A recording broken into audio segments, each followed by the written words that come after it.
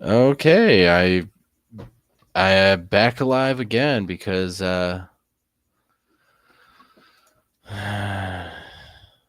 apparently when I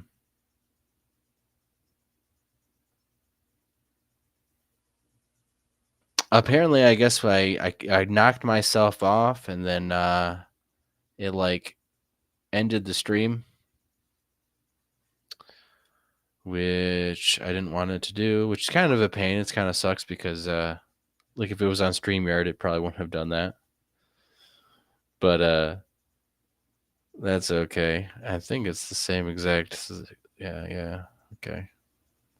All right, so I guess we're just gonna be live again, and all the people jump again. I'm not. I'm pretty. Hopefully.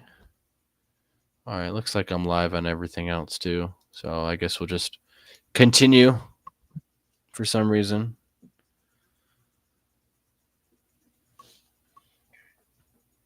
Hmm.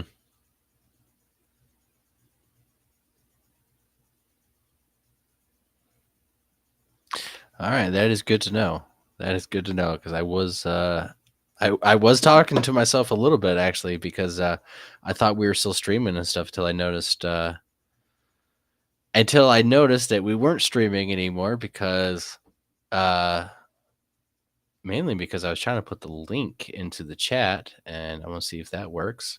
But also I also noticed that we weren't live. The timer wasn't going to anything. So apparently when I kicked myself off, it'll stop the stream automatically, which is sucks because if I got kicked off by the Wi-Fi or like something happened, it might shut off the stream prematurely, and then I have to restart another one, which would kind of suck. So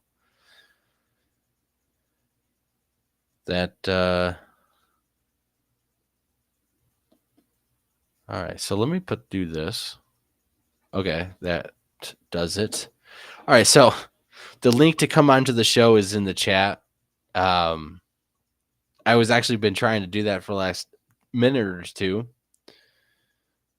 and yeah. So we had to restart the stream, I guess, and the same title, whatever. For some reason, I guess that's just how they do it here. I'll probably have to contact Restream and see if they actually are working with people individually or if it's like an AI system that doesn't really give a shit. All right, but while everyone tries to trickle back in, the last thing that we were talking about, I think, was deep sea vents and underground life. I'm thinking I kicked out when I clicked back on the computer, but I'm not sure if I got kicked off potentially sometime after that. But whatever. So link to come on the show is there. Restream's a little bit different than StreamYard. Basically, same controls, just different spots and a little bit configured differently. But if you don't want to show your face, you can do that with the little camera button. It'll exit yourself out. If you want to mute yourself, of course, push the mic button for those who've never been on or want to join.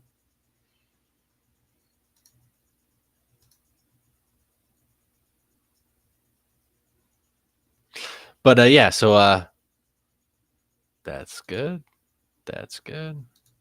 That's good. Okay. Just restarted everything. So let's pull up this article.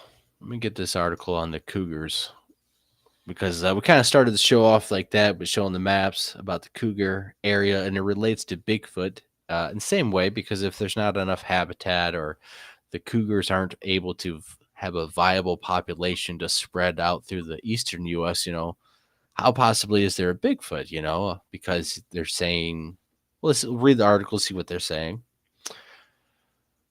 And I think this is the same kind of like mainstream approach to like, well, it's impossible for cougars to thrive here in Michigan.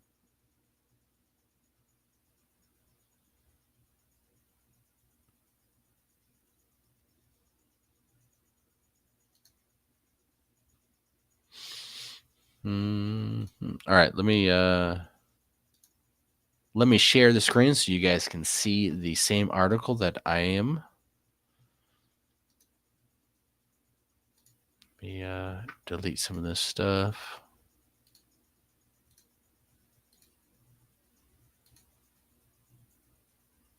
I didn't want that.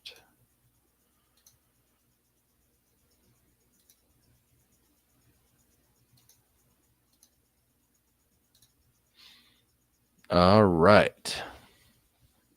Let me I guess that's the only difference is I'm on here. That look good. All right.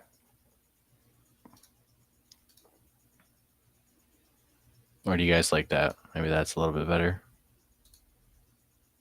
So you guys can still see everything, right? New Panther study suggests cougars won't recolonize eastern U.S. by 2100, and perhaps not ever. What? What? Mia, give me a second. Yeah, that looks pretty good, right? Or do you guys probably need it like this for the phone? For the phone users, probably be a little bit better if you guys wanted to pause and read the article. All right, so let's see what they say. Model estimates cougar will not relocate farther east than central Minnesota or northern or north of Orlando by the end of the century. Which we've already looked at the map that already has a pretty good amount of sightings of Wisconsin and number here in Michigan. All right, so New York, the return of cougars to their historic range in the eastern United States would have myriad positive implications for ecosystems and human health. But a study published today in the Biological Conservation,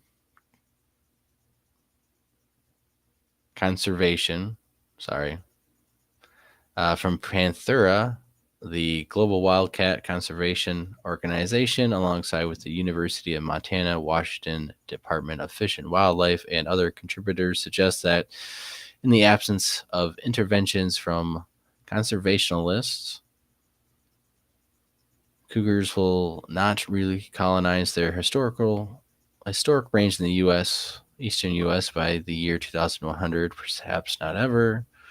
The study found that cougars would reclaim just 2% of their unoccupied range by 2100, mostly in the boreal Canada, with Manitoba being the only location that models indicate is certain to host new breeding populations.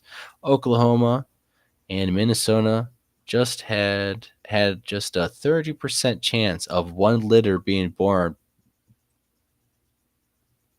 What? They have a 30% chance of one litter being born before 2100, and other states like Kansas have just 11%, Iowa have 2%, and even lower chances of seeing established new populations and stuff. No other unoccupied regions of the east of the Mississippi River were predicted to host breeding cougars by 2100, which I think is mostly preposterous because I'll just pull up some pictures from right here in Michigan of some trail cameras. In fact, let me get them ready because that is most definitely not the case. And there's right here. And this comes with videos 9 years ago, but Sorry, let me see this. Let me do this.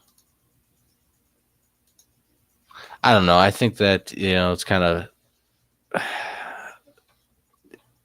I think that's already debunked, honestly, because of the fact that we have trail camera sightings over the past 20 years of cougars here in Michigan and Wisconsin, and there's supposedly not any region. Yeah, I just don't find that. That's why I thought this article was pretty interesting, because you have the mainstream science and mainstream people working on this who their models and stuff are telling them one side, but the people on the ground, the people in the houses, the trail camera photos and videos and stuff,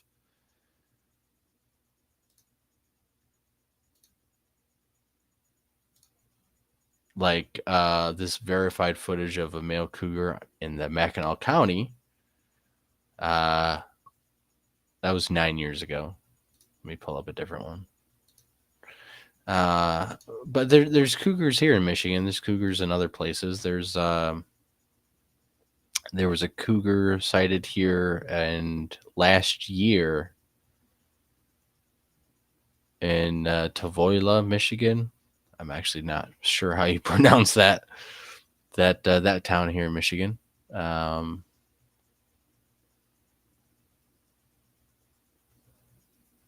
oh, yeah, I didn't save that one. I guess let me go.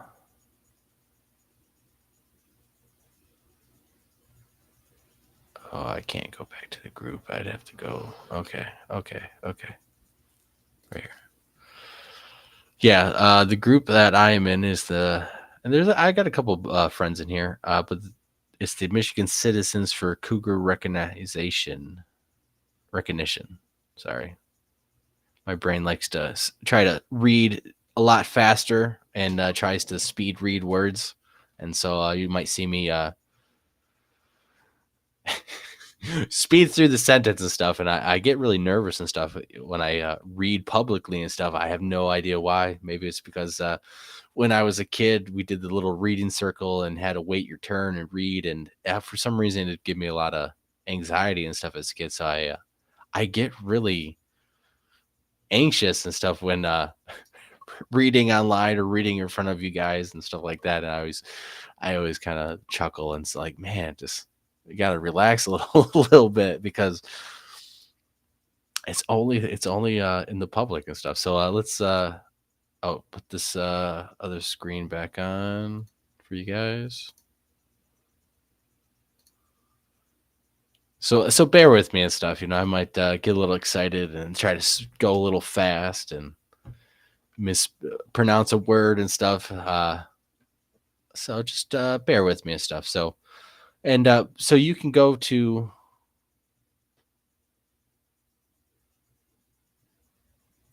let me share this. Sorry, this website.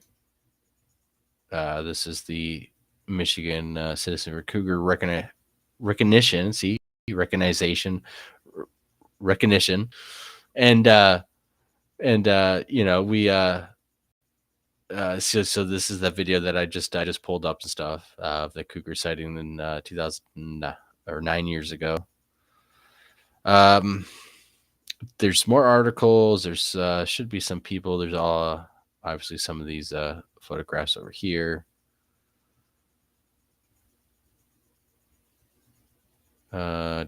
Sightings.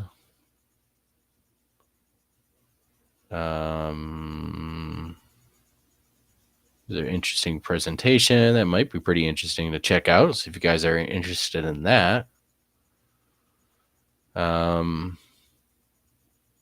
Here's a picture in Grass Lakes, Michigan, which definitely is not supposed to be any cougars. Although some might say that's oh no, that's a pretty big cat, it looks like. So there's definitely, the scientists and their models are saying, well, there's no breeding population in Michigan. There's only like a 30 something percent chance, 30% of a breeding population by 2100 in Minnesota. And yet, well, we can look at footage, and let's take a look at this footage right here.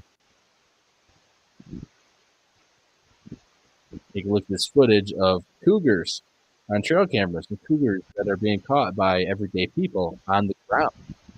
The boots on the ground where reality is really at, not on fucking computer models that the scientists are formulating because of what we see clearly and stuff.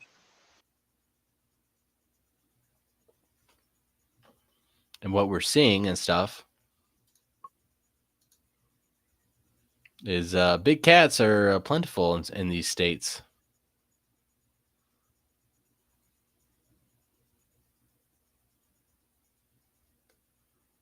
Okay, this is out west. Here's Monroe County, Lower Peninsula, Michigan, and this is yeah, that looks like cats to me, actually. Some of these you got to be careful of because some people are trying to be spoofing, but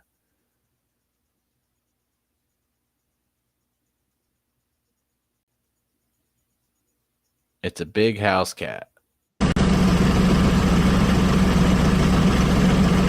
Blast. Sorry, I don't mean to be blasting the eardrums off. Big cat.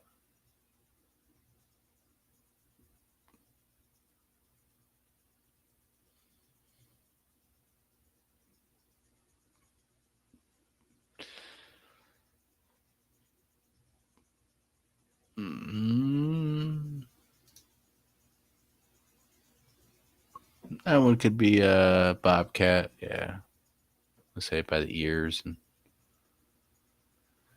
bobcats have a little bit of cheek fur that puff out, whereas cougars, mountain lions don't have that cheeky fur. They have like lion smooth fur. So, anyways, I was checking out this website a little bit ago and thought I would do the map and show you guys. And let's continue to read this article because I just think it's kind of bullcrap already, and that's why I was like, well, let's share it because if they don't think a cougar, a mountain lion, can have a breeding population in any of these eastern United States areas, it's the same thing. There's not enough habitation for a bear, or there's not enough habitation for a Sasquatch.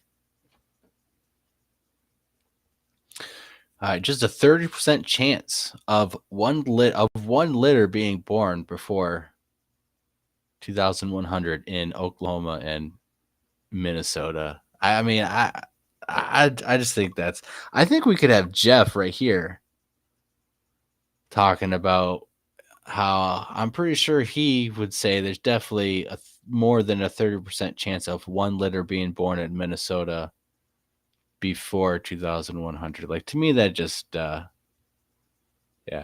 So, but let's continue to read the article because, these are just a theory and findings, I'm sure. So the findings were surprising in spite of common cougar sightings in Ohio, Michigan, and other United States, including at least one as far as east as Kentucky. The prior research posting that cougars would move into the Midwest within 20 years. The study illustrates the challenge of dispersals in the landscape, rife with highways, people, complex infrastructure. This research differentiates scattered dispersal of individual male cougars like the Connecticut cat from recolonization by breeding male and females. Lead author Dr. Thomas Glass stated, "We know that cougars are showing up in the East, but most of them are dispersing males. We wanted to predict the likelihood of a male and female arriving in the same area at the same time, reproducing and actually establishing a population.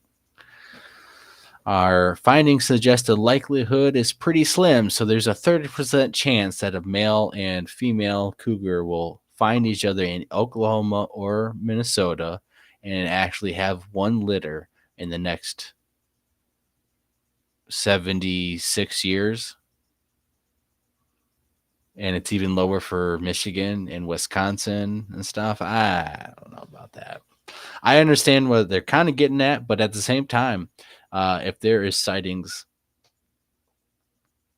and I forgot to mention on the other stream, I kind of got blabbering away. There was a comment where the guy, make sure there's no one in. There was I can't remember his name right now. He's not in this, is he?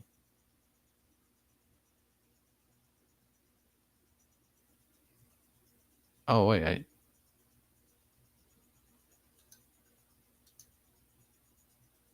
oh okay. For some reason, I still have all my. Anyways,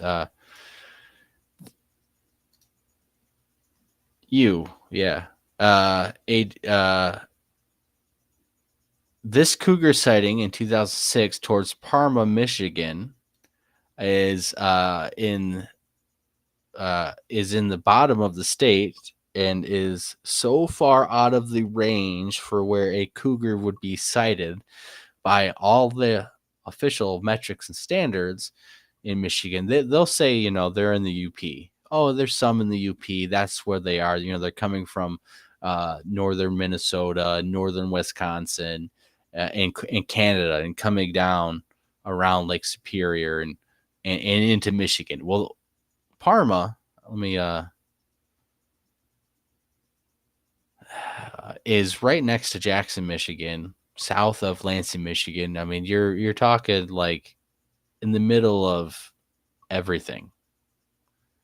Highways, towns, cities, suburbs, developments. I mean, it's all developed, Pull up map here in a little minute after we read this article. So I just find it hard to believe that there isn't already a population, because for all of these to be males that are moving out of the area and stuff, that would mean that there would be even more of a population out west in some of these areas. It would be astronomically more, because if the males are moving completely towards the other side of the United States, and they're not finding any comfortable ranges or room to settle in between, I mean, is it because there's a huge population already over there?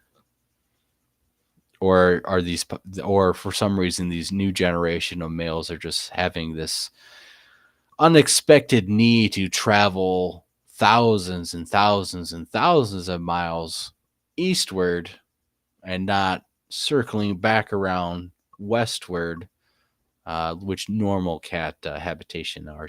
They have a circle range of stuff. So if all these males are coming to the U.S., they're all gonna die. They're all gonna die a virgin, basically. They're all gonna die, never breeding or populating, and never conjugating and stuff. These are all assuming that these males and stuff won't even conjugate together and seek out females. These are just wandering loners.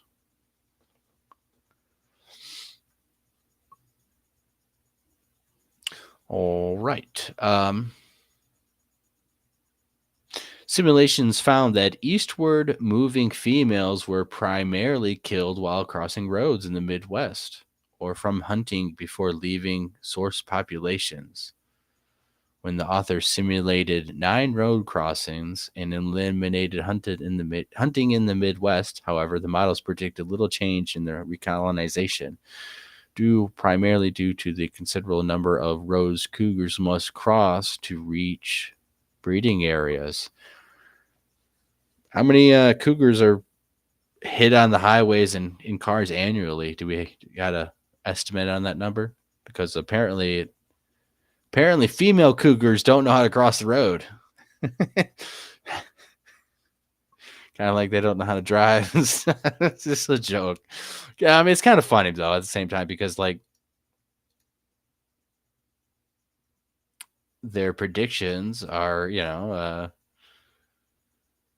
their simulations found that the eastern moving females are primarily killed on road crossings because they're for some other reason lacking the instinctual navigation needed to cross the road before a car hits them.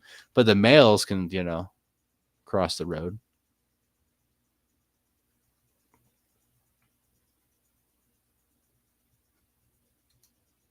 I definitely didn't push the end button on the stream. I pushed the back button on my mouse, and it kicked me out. And then I logged back in, and I noticed we weren't streaming. So I, I that's a pain because that could happen unintentionally and stuff. Get kicked off from the network, have to restart the computer or something other. And it's like it'd be nice to have the stream to keep going, and I just pop back in. That'd be all good, but restarting a whole stream, yeah, that's a pain. So now we have two of them, and I still don't even know if I did this right.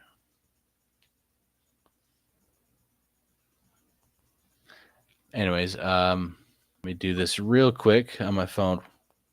Then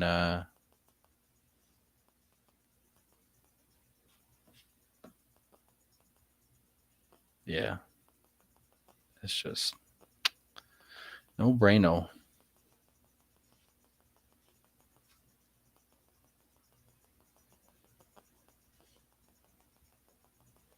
Okay. All right. The study utilized a computer model to predict the continent scale future of cougars, specifically their movements in North America through the end of the century from strongholds in the West and Florida. The models simulated cougars dispersing from their current range, facing mortality risks, establishing territories, reproducing upon encountering a male, and being born. To capture the complexity of the recolonization, the authors gathered extensive data from previous research, including cougar frutilis. I have no fucking idea, and I'm a little tired. Whatever the frick that word is, let's just do the old. I am kind of retarded, so I'm gonna Google search it real quick because I want to make sure I kind of try to sound it out, and also I want to know what the heck that is.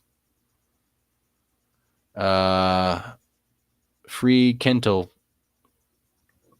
Fee Ken D. Is the ability to produce the abundance of offspring.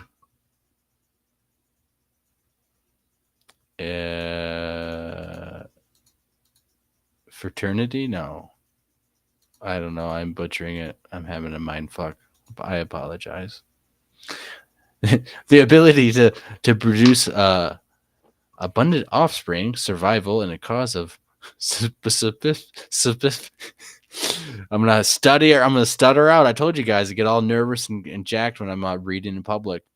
Specific mortality rates by region. Road mortality rates, for instance, were more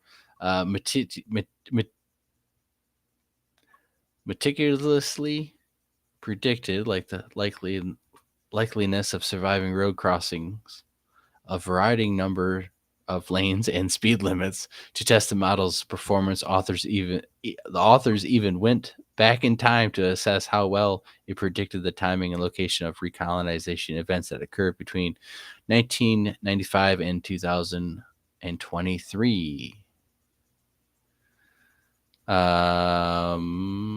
The program director, Dr. Mark Eberl, stated, we set out to estimate the timing of natural recolonization, and surprisingly, our results suggested that we're unlikely to see the species successfully recolonize the eastern recolonize the eastern seaboard by the end of the century. That means that if we want to see cougars in the east, we may have to reintroduce them, which some are speculating that the DNR and the government are doing that themselves. So maybe that's why there's reports of Michigan of them relocating them from one area to another area.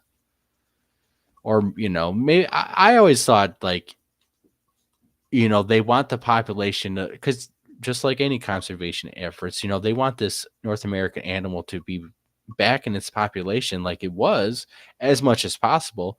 But you have this fear of cougars are going to get kids and attack people and stuff. And I always thought they were just doing all this and denying and denying and denying until they get the population way above this endangered level. This, like in this article, theorizes there's no chance that they can ever recolonize. But I always thought that they were trying to greatly recolonize, and like one day they would just say, you know what, there is this many population in the whole eastern United States. They've been here for the last 20 something years. They haven't attacked anyone. There has been no major instances for anyone in the public to really be scared of. They've been here for the last 20 years, and they're going to be a protected species, and you should just live your life how you have been, because that's what I feel like. They're going to get the population back up, because I say what they want to do, and just say, hey, we've had this many X years with non-violent instances, so there's really nothing for the public to really worry about, because I think that's what seems to be the worry, is this public backlash. All right.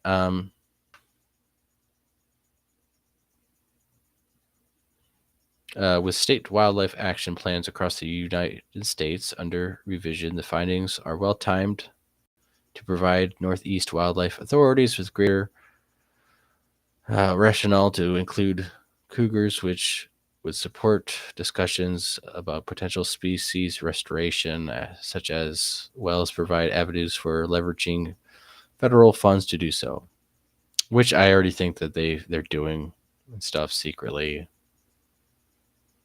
And that's why they pretty much deny and say everything's a house cat. And there are Michigan cougars, but they're only in the Upper Peninsula, and there's only like a couple males individual. There's obviously no breeding population, so you probably always hear that. All right, so let's this looks interesting. A 2023 Pinterest study identified over a dozen landscapes bordering or just east of the Mississippi River that are large enough to support cougar populations. Over a dozen, but they still need to get there. Cougars interact with nearly 500 species. Yeah,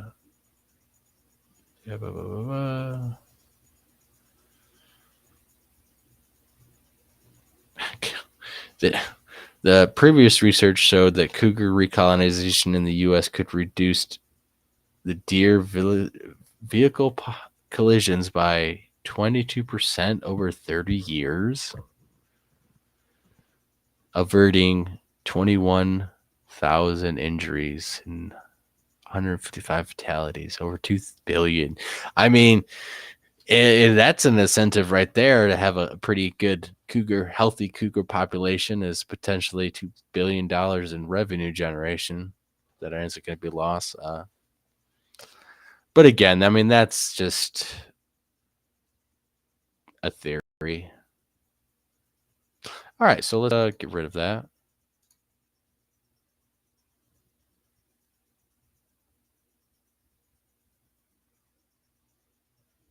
But apparently,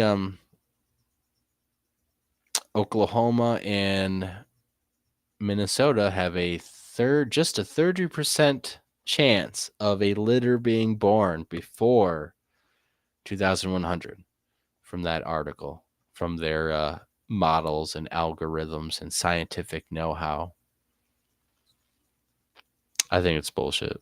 Honestly, I think it's just official scientific hypothesis and stuff. I mean, female, like they said, female cougars can't cross the road as successfully as male cougars because, apparently roads have issues and females have issues on roads, and it's not contained in one species. A bad joke, bad driver joke and stuff, Apparently, they just can't cross the road as successfully as males.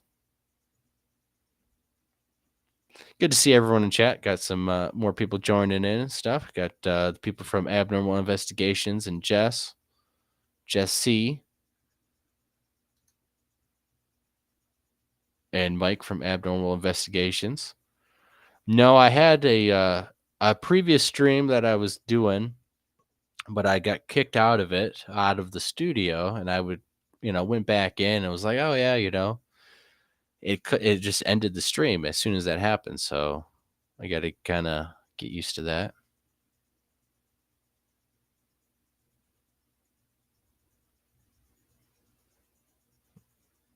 There was one time I thought I might have had an encounter with. I mean, I have no idea what it was. I just felt like it was kind of like a big cat. But this was an area in South Michigan, actually behind a store, in an area where there definitely shouldn't be a cougar. And the only thing that I really thought it was a cougar is I thought I heard something circle me in this lightly wooded area with this creek, and it was full moon out. I was out there and walking around this creek, and as I'm walking back, I thought I heard an animal on all fours that was walking around me. It took a pretty big circle around me, and I kind of had my hair go up on the back of my neck, but at the same time, I didn't think it was a coyote because they usually will run away from you or bark. You can hear them bark, alerting to a human presence. But this one sounded different. And then shortly after that, there was a cougar sighting not too far away. So I'm not sure, but that is the closest I've ever come, besides finding tracks up in the UP when we did our investigation up there. We found cougar tracks. And I think we found cougar tracks in a place in northern Michigan, which is many miles south of the bridge, but consider northern Michigan where we found cougar tracks.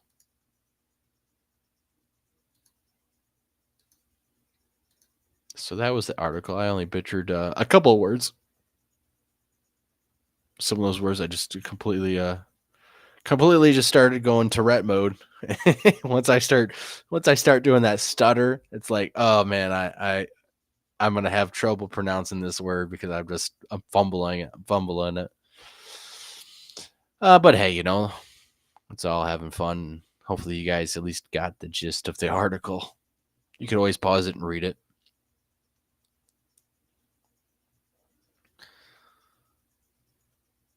Yeah. Yep, they said definitely all through Canada, the boreal forest, plenty of habitat in Canada and stuff. But I think, especially that website, the Michigan Citizens for Cougar recognition. I think that you can find a lot of evidence that there's a number of cougars, probably not all male, in Michigan that I think potentially shows a breeding population.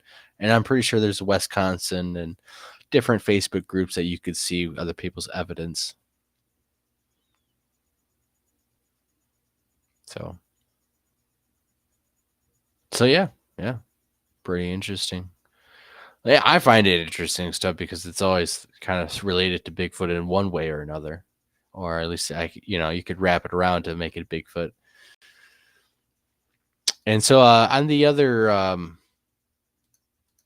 on the same stream. It's supposed to be the same stream. The other stream and stuff. This is the cougar map for Wisconsin since 2017. A couple of sightings and stuff. I guess that article, those model experts, these algorithm people, these scientists, these conservationists, biologists would say, all these sightings, if they are legitimate sightings, are most likely a male roaming through the area and finding a new territory from out west. And then there's no females. He definitely isn't traveling with a female, and he's gonna be a virgin all his life, and he's not. There is like there's a 30% chance of one litter being born in Minnesota or Oklahoma in the next 76 years. Well, it's almost 75 years. Might as well say next 75 years. I think that's preposterous. I mean, I don't understand how that. I understand what they're saying with the roads and stuff like that, but if you have male cougars who are crossing the road, I mean, I know females can be kind of bad drivers at the same time, but I'm sure female cougars can cross the road at least. I mean, it's kind of like, to me, it just seems like, maybe the males are more instinctively driven to go seek out and go migrate and stuff. But at the same time, at the same time in nature, if there's a niche or need for females to explore and migrate out of their area and stuff, they're going to do it. And I don't think that a road or a road crossing is going to stop them. I think cougars are pretty instinctively driven animals, very cautious and stuff. And I don't think they're going to openly cross a road waiting for a car to get hit. I mean, we got brain dead deer that they're pretty brain dead when it comes to crossing roads, but a lot of deer understand that a lot of deer will wait at the road until a car comes by. And then they'll cross after the road, or they'll try to cross before the car sometimes too. But, there is, what heck was that? Oh, I think I got someone. I got Vern. Let's pull up Vern. How do I bring you on? How's it going, Vern? Hey, how's it going, man? Can you hear me all right? This is like kind of an older gaming rig headset that I got on. No, yeah, we can hear you. Yeah, I go by I'm OCIR there that you got in the chat. Oh, okay, yeah. When it comes to cougars, mountain lions, they can be very elusive, man. From where I'm sitting, we got sightings, reports of tracks, all over the place here. But it's very rare that somebody captures one of them on camera or can really. The thing is, like there are people that get them on trail cams, but if it comes to the government actually researching and you know proving like the actual populations, it's very difficult. So I tend to not go off like their official numbers because whatever their official numbers are, double it or triple it or quadruple it, is in my opinion. Yeah, exactly. I'm trying to pull up this Wisconsin map, but I messed it up. And anyways, yeah, I think so. I think I don't think they're given enough credit and stuff, and they're putting too much reliance on this algorithm instead of boots on the ground. Even though they admit there's a number of sightings east of the Mississippi, I mean, how could there not be a breeding population if there's all these males that can get over here Well, and cross the road? Did you hear about that one cougar? From I think it was like Texas or it was somewhere in maybe New Mexico, and they tracked it actually moving all the across the United States into Maine. I want to say yes, but it's on the fringes of my brain. I know that they have tracked cougars from all across the U.S. from the west, and they have them in the Maine, New Hampshire area and stuff. But they always say that they're like from Canada, or these are one-off species, and some of these are. Yeah, Hell, it's they've even had like pumas and leopards come up from Mexico and the central Mexico. yeah, it's you can't go off their official numbers because they were even actually even though people were seeing mountain lions in the Adirondacks, they were claiming that it's impossible for mountain lions to have gotten down into New York because they would have had to cross across the entire western United States. But Quebec and Ontario is right across the border, and there's healthy populations all over Ontario and Quebec of mountain lions. That's another thing too, is they can drop in from the north and maybe skip a lot of the highways and major population centers. Yeah, exactly. I'm gonna pull up this other map. This other map of cougar sightings from the 1990 to 2017, and I don't think this one is.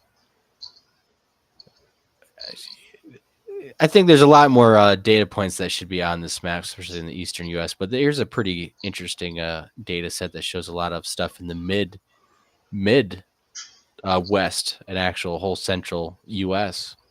of sightings. Oh, there we go. Okay. And you have and you have a lot of sightings on the Texas border, Mexican border, and those sightings they would say were like pumas or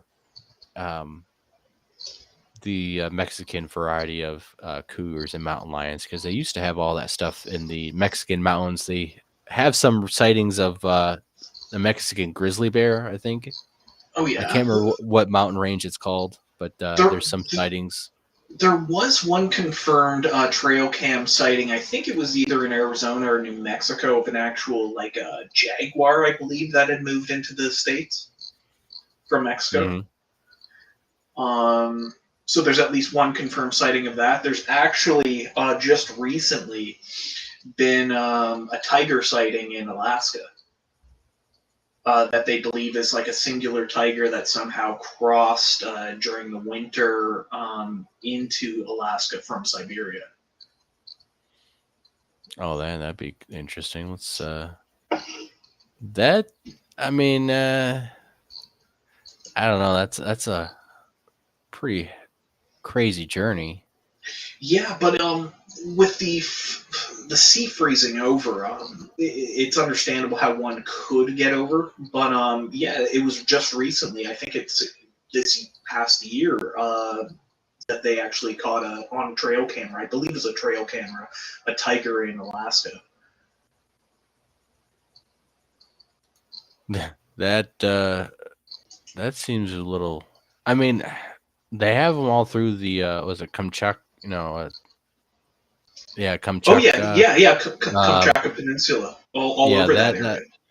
that whole area is like that whole region actually is a massive, like, wild, almost still highly undiscovered wild area where they have a huge population of tigers, and I like a man-eating tigers and stuff. Or Oh yeah, the largest tiger is the Siberian tiger. yeah, no, this place, the Russian governments and stuff, like, I really have to look up the story because I don't want to butcher it up. But there was something like this particular area and stuff was very bad, and they've had a lot of attacks. And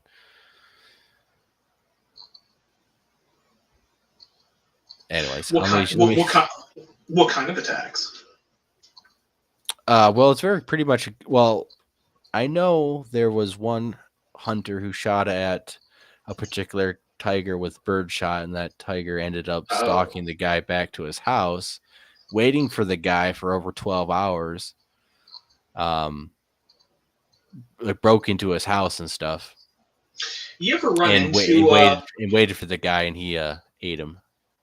anything like a bear or a wolf? Um, yeah, we actually came across a bear one time where we were just done walking out through the woods, coming off of a trail onto a main dirt road, and we were walking, me, James, and Tyler. Tyler was next to me, and this thing was like probably 10 to 15 feet off the road, off away from us, and we walked up on it, and didn't see it at the time. We heard the burst of commotion, but we filmed a little bit of it on thermal, and we seen the Wow. bear's paws Shoot. do like that on the dirt, and it was 20 yards Dude, away. It was pretty close. it's been a long time since I've talked to you on here. Like, where are you in the States again? I'm in Michigan. Okay, so it would have been a black bear. Okay. Yeah, definitely black bear, definitely not no grizzly, man. Yeah, That's a whole I was gonna say, man, geez, no, thank you, bro.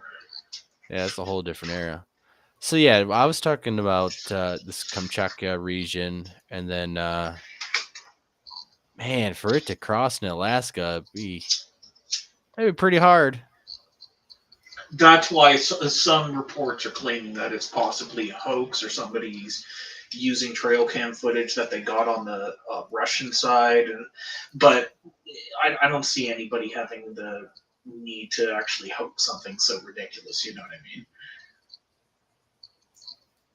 Well, it's only 50 miles, give or take, from. I think it's less. Like, I thought it was like 20, because I think this was like 50 miles from this spot to the U.S. So the sea would have had to have been It would have had to have been at some point in the winter that the sea was completely frozen over. I don't think. I don't think. I It mean, will completely freeze though in the winter. That area. I'm. I'm. Yeah. I mean, I want to say have some of it freeze. I know they get icebreakers more north of here, like through this region, but I want to say there's definitely iceberg potential. So one could float on a freaking iceberg across there, or even if Yeah. one gets captured on a boat and some Russian sailors get drunk and let it loose in Alaska, that'd be Prank the interesting. prank the Alaskans. Yeah, have you guys ever checked out this little? I can't believe it's still on here. This little. So the story is like you go to this old Russian island, and there's right here some of this map shows like the actual Earth and what's underneath the North. Oh, that's weird. Yeah, What the hell is that? like you could like go into it, and then they like take some turns. It's been a long time since I did it, but it looks like it's still here. Supposedly, you find like was it Hyboria or Tartaria or something like that Oh is god, all the way up here. that stuff, Yeah, man. Like, yeah. I'm much more inclined to believe in stuff like Bigfoot, or other weird paranormal entities than I am to believe in some kind of ice wall and all that crazy stuff.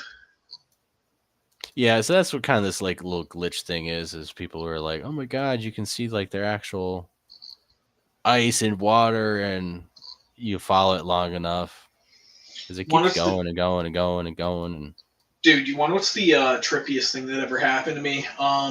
When it comes to like wildlife, was encounters with wolves, man. Wolves are very interesting. Like, they're very like inquisitive creatures. Um, this was like, what year would this have been? I think this would have been like 2006. And I had two wolves run up right past me, basically. Okay, that's now we're starting to get weird. What the hell is this? what? what you're looking at. What are we looking at? I have no idea what this could possibly be. But yeah, like I was checking out my weed plants in the woods, Yeah. and so I'm checking out my weed plants, and it's not too far from like roads and like train tracks and all that. And I'm just checking out the weed. I have my brother and sister there with me, and we hear a stick break about like 15 or so feet behind us. And I guess once they broke the stick, they realized that their position had been made. So because they're really, if you live around wolves, you understand how cocky they are, right? They decided to just trot out of the woods where, because we were kind of like in an open clearing where like my weed plants were, and these two gray wolves just trotted out of the woods and walked within maybe 5, 7, 8 feet of us, and just trotted right past into the tree line. Um, Both of them not even acknowledging that we were there with them. They just decided to walk right past us, like cocky little things they are, man. Like the, they, they're not. They live around people, right? So like they know how to avoid people, and these two are tracking us somehow. Hmm. And that Yeah, was in yeah. Michigan? No, that was in Ontario, Oh, okay. Yeah. right That around I'm, Lake Simcoe in Ontario. we yeah, wolves are interesting stuff. I think they're very I've never seen a wolf in the wild. Like, I've seen wolf tracks. We've come across wolf tracks. I've seen I seen a wolf cross the road and then it stood up on its hind legs and ran like a dog man. So I'm not sure if that's a wolf or if that was something else, like a dog man. But Dude, that that I'm all into the Dogman stuff, that was guys. the only time where I could say, "Oh my god, I seen a wolf cross the road on all fours." It was huge, but it did walk, run, run like a bipedal person. So, but in other areas of where we go to up north and where there's some wolves, and there was a wolf.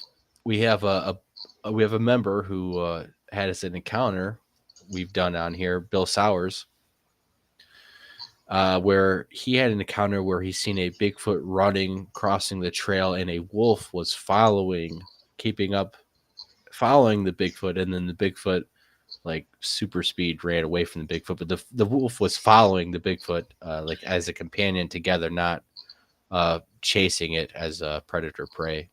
Yeah, the thing is, when it comes to these more paranormal entities, I found like there's something weird about wolves' relationship to certain members of, I guess, like what you would uh, say it would be like more paranormal entities. Like the only other time I've ever been really close to a wolf is when I had a wolf run out of a tree line at night, and it looked terrified. And this was right off my back porch. I'm with three other people, and we see a wolf come out of the trees, look at us, and then run off, and then hit like a fence line, like maybe about 150 feet from us. Like it was so terrified, it wasn't even like navigating or inspecting where it was running. It ran into like a fence that used to like block off where our tennis court was. And it just hit the fence line of the tennis court and then ran around it into the woods. One of the weirdest things, and then we hear branches breaking down at our pond, like snapping twigs and stuff. Weird encounter. Like I don't even know what the hell that wolf was running from, but it looked scared. It looked like it was getting out of dodge. Man, it was crazy. Yeah, it's not many things that would make a wolf do that, I would have to say. Yeah, it was one of my weirder paranormal encounters, I would say. Like, what's the weirdest thing you've like? I've never seen. Okay, I'll admit, dude, I've never seen a Bigfoot. I've never seen a Wendigo, but I'm absolutely convinced I've had encounters with both of them. Um, uh, Wendigos is something that just messes with my mind ever since what happened to me with this thing.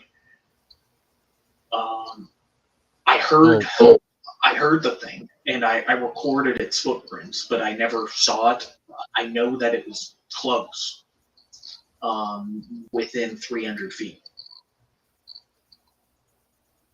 It took me 2 days to go and record its footprint track in the snow. you got that, huh? You got the. Yeah. Oh yeah. It'd be interesting to see it, check it out, and see that actually too.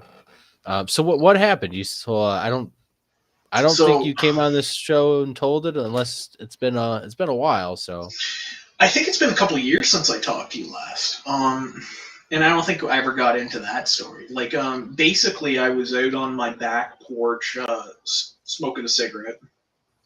It was dusk, and um, and this happened in the same place, basically, like my old house, like where I had the wolf encounter that ran out of the woods, terrified. Um, it so it was dusk and it was getting late and it was almost nightfall, and I'm just having smoke on the back deck, and I hear what sounds to me like an owl, like a typical owl. Like, I'm not sure exactly what species, but like it didn't sound like any owl I'd ever heard before, because the owl's like resonance basically almost echoed throughout the valley, and the owl sounded. It almost sounded like if you were to like listen to people blasting an owl hooting outside the back of a car's speakers or something like that. It was that loud, and I never heard an owl that loud before. And I was like, "This is the most whacked out thing I've heard in years. Like, what could this possibly be?" And I repeated exactly the owl hooting back to it. And this is like, you got to picture like it's like kind of like a flat grassy area, but then there's a tree line, and then the tree line is basically where a giant hill 90 degrees down towards where they're. And I I repeated back what I was hearing the owl hooting, because it was so out of the norm. I've never heard anything this loud before coming from an owl. It made no sense. And the owl stopped hooting. I it fucking scared me. what was that? Oh my kid's art picture Oh fell god. down and it Okay. flew in front of me in front of the camera. Oh, dude, I was on like the YouTube thing. I didn't see that. Oh my god, man. Okay, that's a trip. And It yeah, man. happened pretty fast. Might not have picked it up, but I thought it was like you were sketching out from what I was saying. Okay, good, good, okay, dude. And yeah, so I hear, so like the owl stop, so noises stop, and then from a tree line, there was like a big oak tree, right?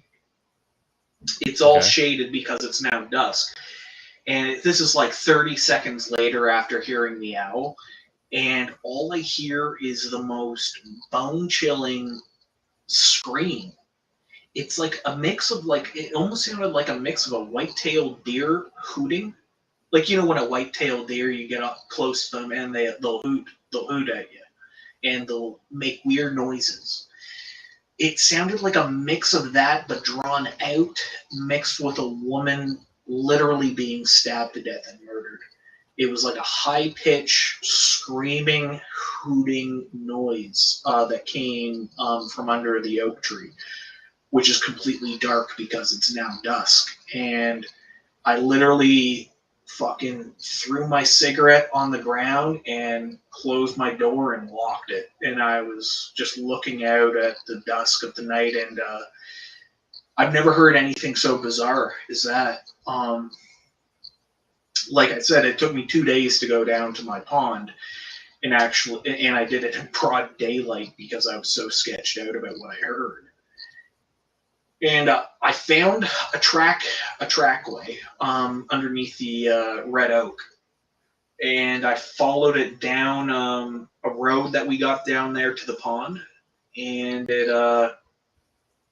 it was walking up from the pond, so I followed basically the trail all the way down to the middle of a pond, and it was midwinter. I think it was like January or February, and the pond was completely frozen over at this point. It hadn't snowed in about a week, but I found exactly where the tracks ended, and the tracks literally ended.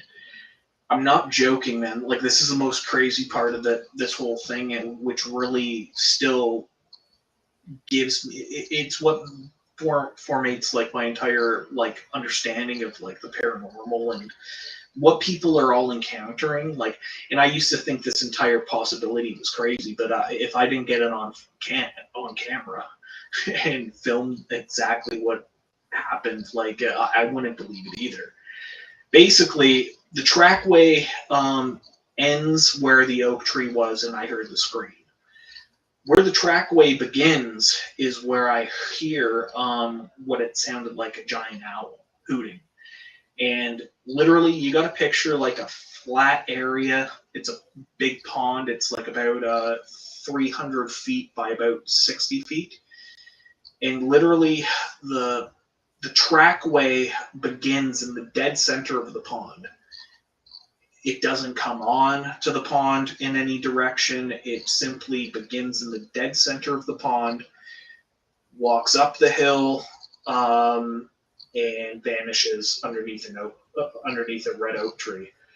But literally, where I heard the owl hooting is where the trackway begins of what looked to me to be white-tailed deer footprints, but almost the size of moose footprints. And you got to keep in mind that I'm in Durham, Ontario, so there's no moose in Durham, Ontario. That's about like in American measurements, that's about like 200 miles north of here is where you'll find moose. This was not moose tracks. This was white-tailed deer tracks, the size of moose prints. And yeah, it was crazy, man. That's pretty crazy. I don't know. I'd be freaked out too. I mean, and a lot of most majority of Native American cultures, they consider the an owl a very bad omen, or a screeching owl and stuff, omen of death. And so hearing an owl screeching and stuff is kind of part of the Wendigo, a little bit of the lore, the death bringer and stuff like that. My buddy Ryan Tremblay, I'm sure would love to hear about this encounter and stuff. And I find it very fascinating that it comes like it just the tracks appear on top of the water, like it didn't break through out of the water or anything. Well, it was middle of winter, so it was pure frozen, maybe about 6 inches of snow, and I have on video the actual footprints where they begin in the snow, and then walk up the hill towards where the footprints disappear. I think honestly, like after that encounter, man, I'm convinced. Like I used to think these people were all crazy. I think there is some kind of next level stuff. Like I don't think these entities are physically here as we think about physical reality. Like me and you talking, I think that these entities have like an ability to move in and out between realities because there's no logical explanation for how a trackway could begin in the dead center of my pond and then move up a hill to where I heard a scream underneath an oak tree and then vanish. It makes no sense. Where did this trackway begin? In the dead center of a pond. It didn't come from any other direction. And I looked. There was no way anything could have been in the fresh driven snow on top of this pond, on this ice, to have come from any other place. It makes no, it just defies logic and reality as we understand it. Yeah. Yeah, that's the thing is back in the days Native Americans would say there's spirits. There's a spirit world. There's all these spiritual entities, the Wendigo is a spiritual entity that possesses people, and you turn into a Wendigo monster. You turn into this creature, and they have these ice crystal jewels, usually ice hearts that you have to kill or melt, and um, in modern times, we you hear talks of interdimensional creatures or fourth dimensional creatures that are in and out of our third dimensional reality and stuff, but we're not able to perceive them.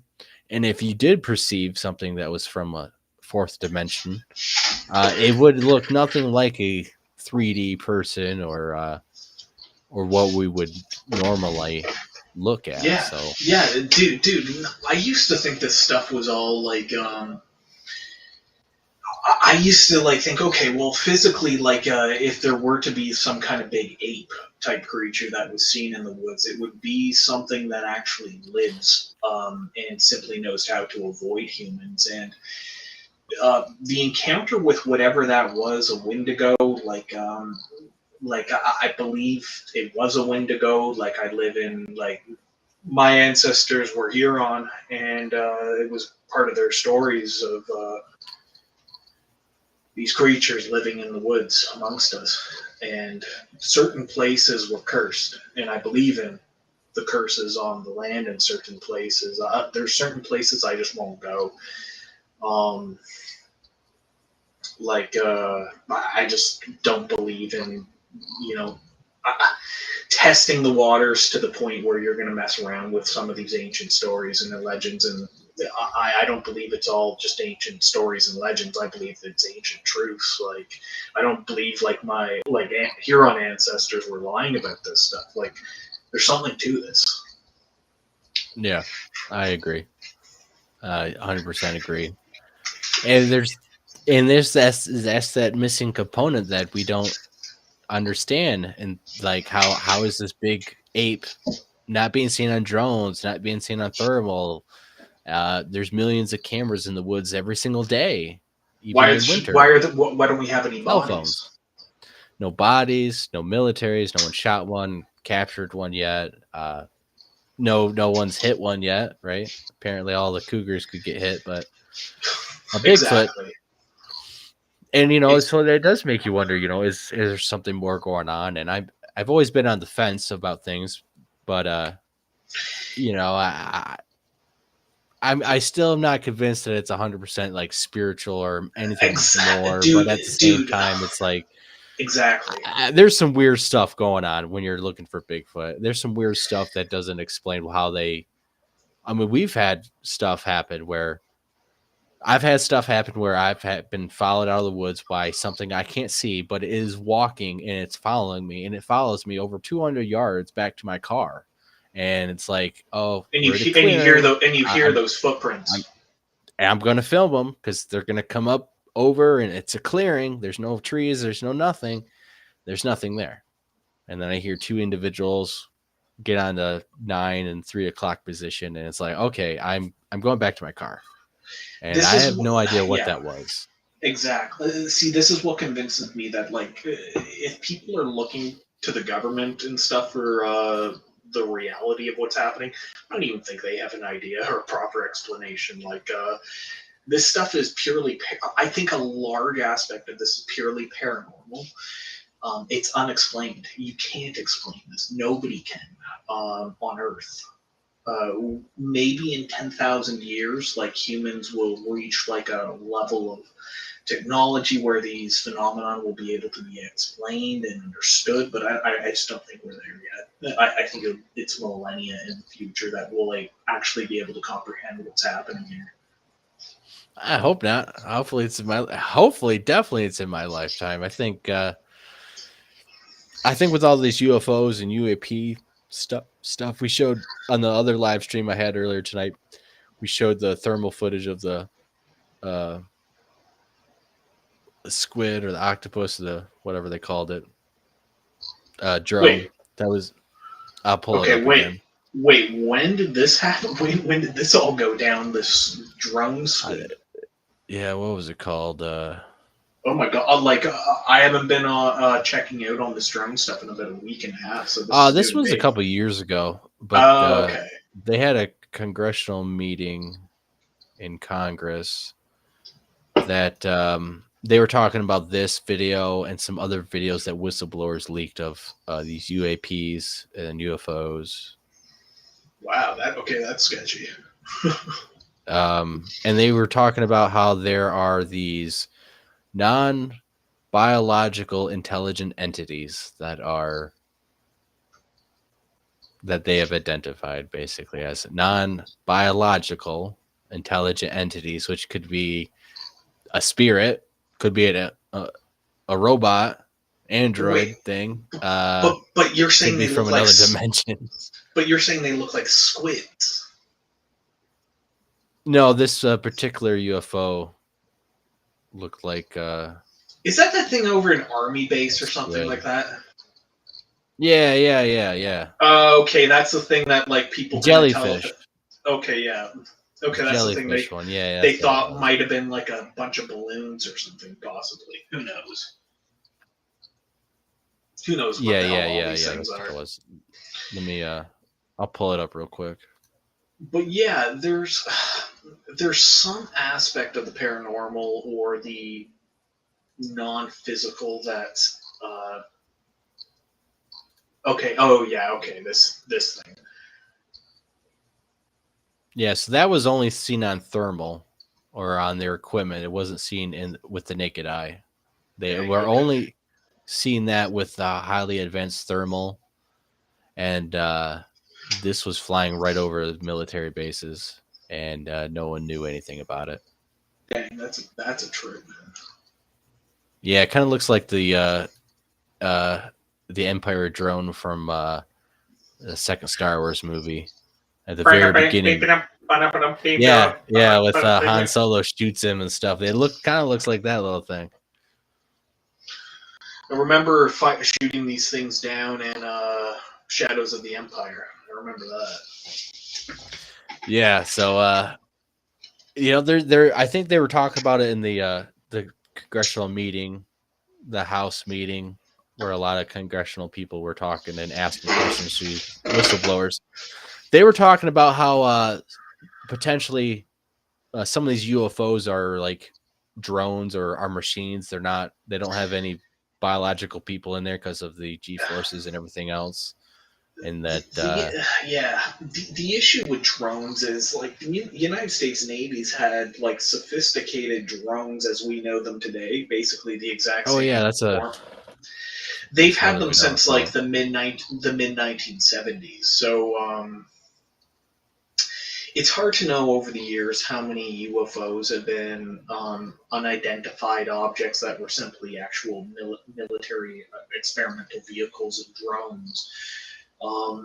I wouldn't put it past the U.S. Army to have not messed around with a lot of different people over the years with it's like the pictures that actually have been seen and posted, like of these different drones that have been seen. A lot of them are actual fake flying saucers that are clearly have drone components, so they have four engine. Yeah, exactly. Yeah, this is Lockheed Martin testing in I think for like the 90s or something. Okay, so the 90s. Yes. If you were to see this in the 90s, you would be convinced you were looking at a drone. Or sorry, even though this is a drone, in the 90s, if you were to see that in the sky, you'd be convinced you were looking at a UFO. You'd be convinced. Yeah, Absolutely. and this is all prototype stuff that they've, we don't have nothing on the market that does this, but this is stuff that they've worked on.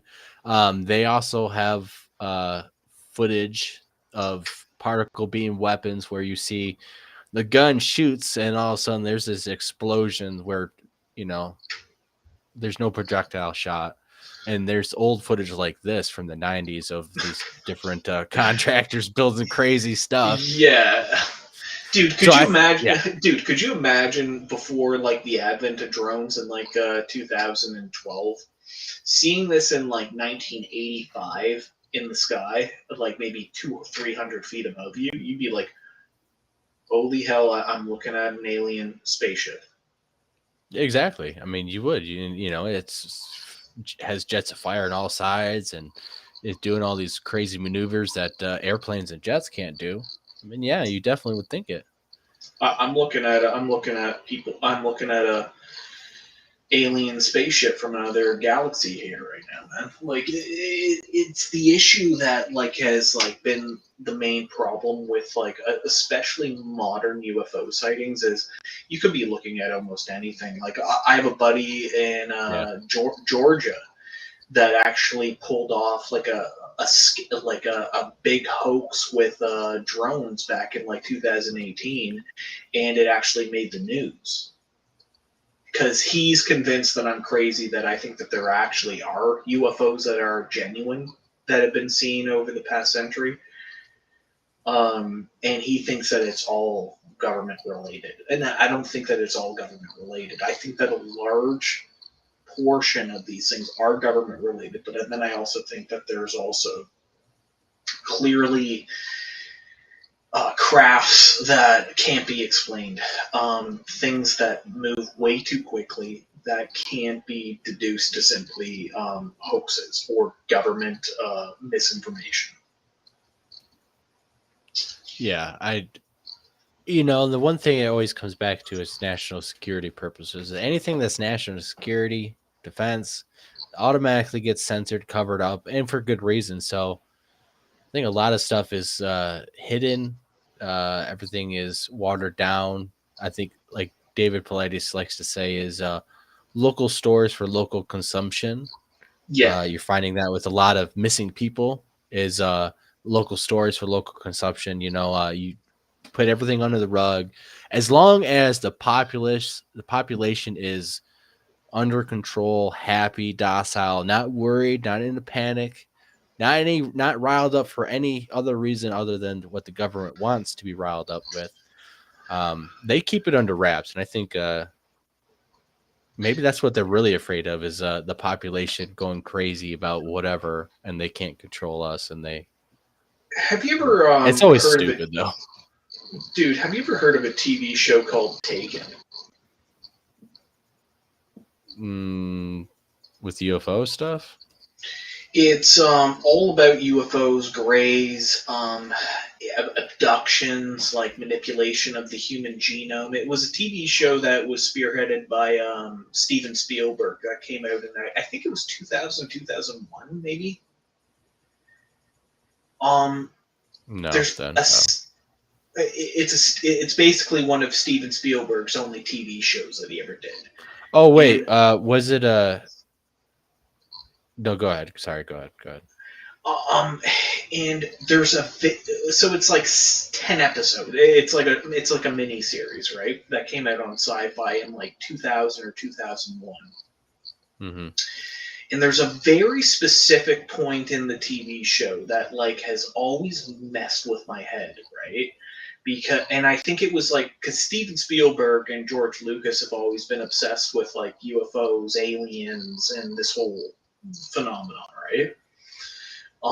But in the show, there's like a point where like there's like this UFO gathering of people that believe that aliens are visiting Earth, and there's UFOs that are coming down to Earth, and it's like this kind of like meeting in the desert, right? Where there's all these like UFO nuts that are all in the wilderness of like Nevada or something like that, and there's like this big UFO guru who they all like respect and worship as like the truth teller, like trying to get people to like understand that the aliens are really here.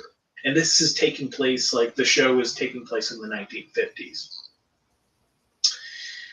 The big UFO guru gets up on stage and talks about the Star Brothers and how we need to believe in the star people coming to contact humans and accept them as like our brothers and all this stuff. It's very like reminiscent of like people like Stephen Greer, David Wilcock, a lot of these nutcase like frauds that Hmm. like we exist with today.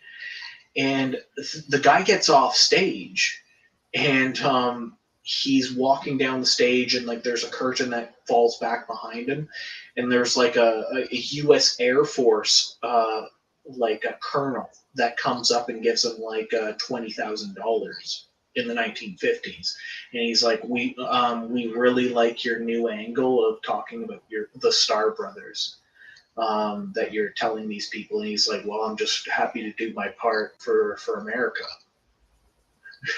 And so Steven Spielberg's trying to introduce that basically the entire UFO thing going back to the 1950s has been a lie. It like 90% of what people think they understand about this entire aspect of the alternative media, I guess you could say, has been fraudulent. Yeah. And you can say the same thing with Bigfoot, where under this impression, Exactly. the official story is this North American great ape, flesh and blood creature that we're looking around for, you know, when reality is maybe there's a little bit more paranormal or otherworldly aspects, or Exactly, dude. It's a trip, man. Like, it's weird. there's certainly people though that have been involved in media that have been pushing this, but also are quite aware of the misinformation involved in the entire sphere of this study. It's trippy, man. Like Yeah, it is. Steven's, like Close Encounters of the Third Kind, Jurassic Park guy knows Yeah, Close is Encounters. dude, and he's more aware than I'd say 90% of people involved in ufology. And the weird thing is Mount Shasta is that home where the UFO lands, right? Yes. Well, Mount Shasta is a history of weird UFO encounters, but weird encounters on the mountain. A lot of missing people through that whole area. I don't think So, it's in Close Encounters. I think it's I don't think it's Mount Shasta. That's in California. I think it's a thing. It's like it's something that almost looks like a stump in Utah. oh Dang. yeah, yeah. Maybe I was thinking. No, but I, no, I'm all into the Mount Shasta stuff, man. Like, yeah, yeah, yeah. No, the one thing that maybe I'm thinking of Mount Shasta is because there's this boy who got kidnapped, and then he oh basically yeah, for he gets sure. taken under in the mountain and stuff, and like his grandma's there.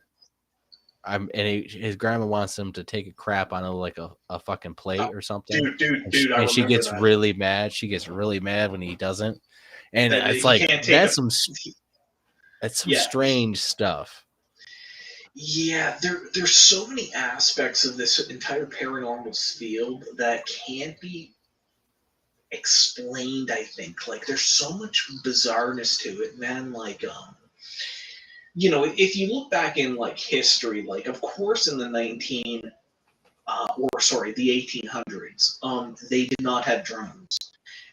1700s, the 1400s, they did not have drones. If you go back into Roman times, where there were sightings over Macedonia, there were sightings over Syria, or the Levant as we know it today, there were mass UFO sightings. There was a mass UFO sighting in Germany, I believe in the 13 or 1400s, where it looked like people described it even without understanding what was happening in the sky, that they appeared to have been some kind of battle in the sky with these balls of light that were taking each other down. And there's no way we had drones in the 1400s, right? So not all of these things can be simply explained away as drones, hoaxes, and frauds by the government in the 19 or the later half of the 1900s when these technologies became widely available. There are definitely actual genuine UFOs that are intermixed in between these frauds and these kind of misidentifications. Like, absolutely. Oh, here we are. Okay. Oh, sorry. 1561. Nuremberg. I thought it took place in Hamburg, but Nuremberg is Yes, pretty yeah, it's close. Germany. Yeah. I remembered it. You mentioned that, and the unidentified flying objects, basically, over the pre-imperial city of the Holy Roman Empire.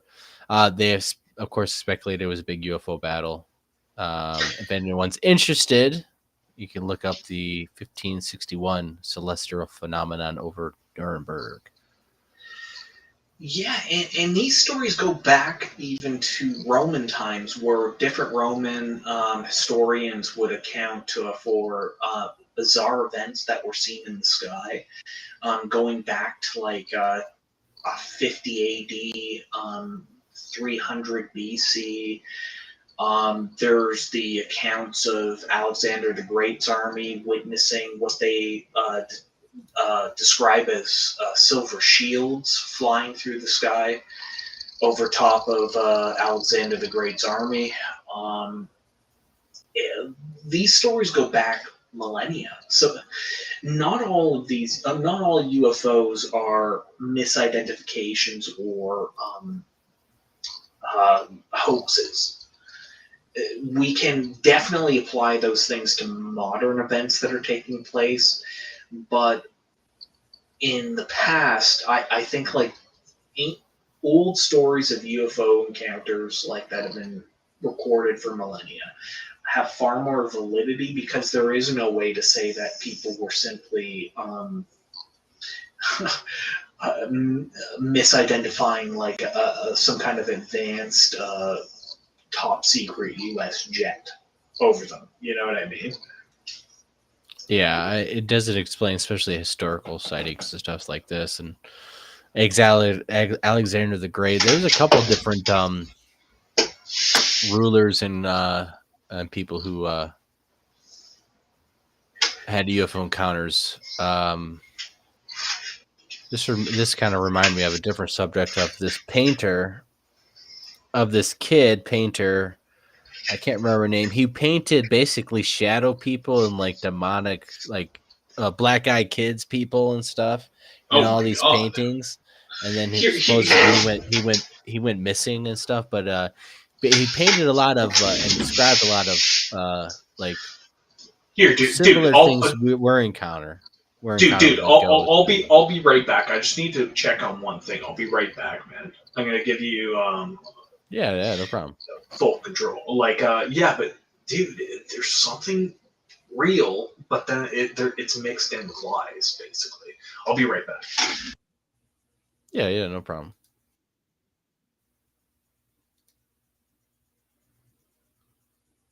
All right, and I think I'm going to look up.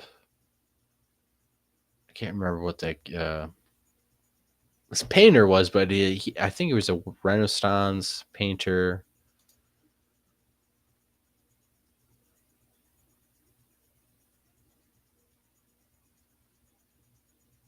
Oh, here's the video of this UFO of the Star Wars project shooting a UFO during the shuttle mission in 1991.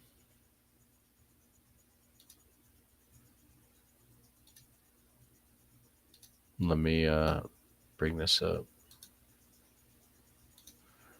Need to delete some of this stuff. Pretty interesting encounter. Pretty interesting stuff for sure. That's not what I want.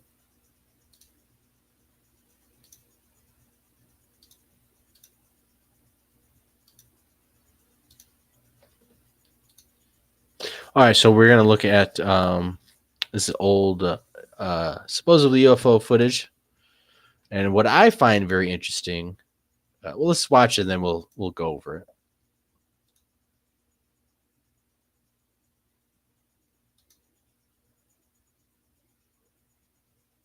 You see the UFO and the.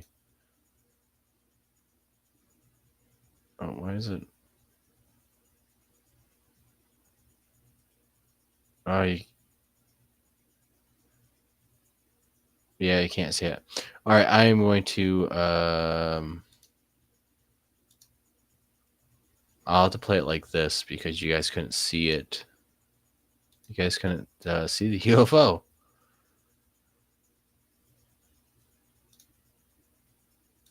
Where's it playing? Yep. All right, so you're gonna see this UFO start to move from the top middle of the screen. It's gonna move to the left as it's slowly moving just under that light band of light right there. You are gonna see it made an extreme movement. Boom! As it flies out of there and looks to be another object flying, sorting through. Let's replay that again. You have this object in the middle, just under the line at the top of the screen. You see a burst of light that shoots up towards the UFO. After the UFO dodges, gets the heck out of there, you see a beam of light that shoots up there. So this was, I think, captured by the STS-48 Discovery mission launch, 1991.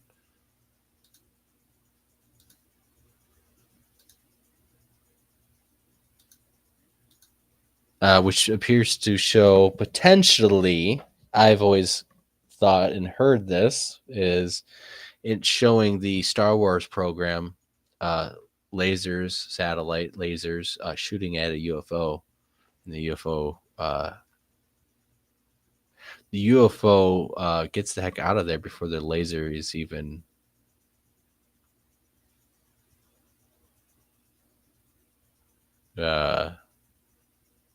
as the UFO flies away, the beam of light that shoots up there misses it.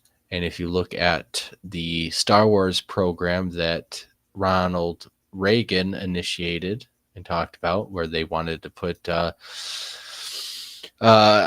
anti nuclear, anti ICBM laser technology into satellites, so when the nuclear warhead missile reached the upper atmosphere, the lasers would blow up the nuclear warheads before re-entry. Officially, it kind of really never went anywhere. Unofficially, we do have particle beam weapons and laser weapons now mounted on drones, which I can show you videos and stuff of. But we couldn't have. I couldn't find the old weapons testing video from like the 90s or something.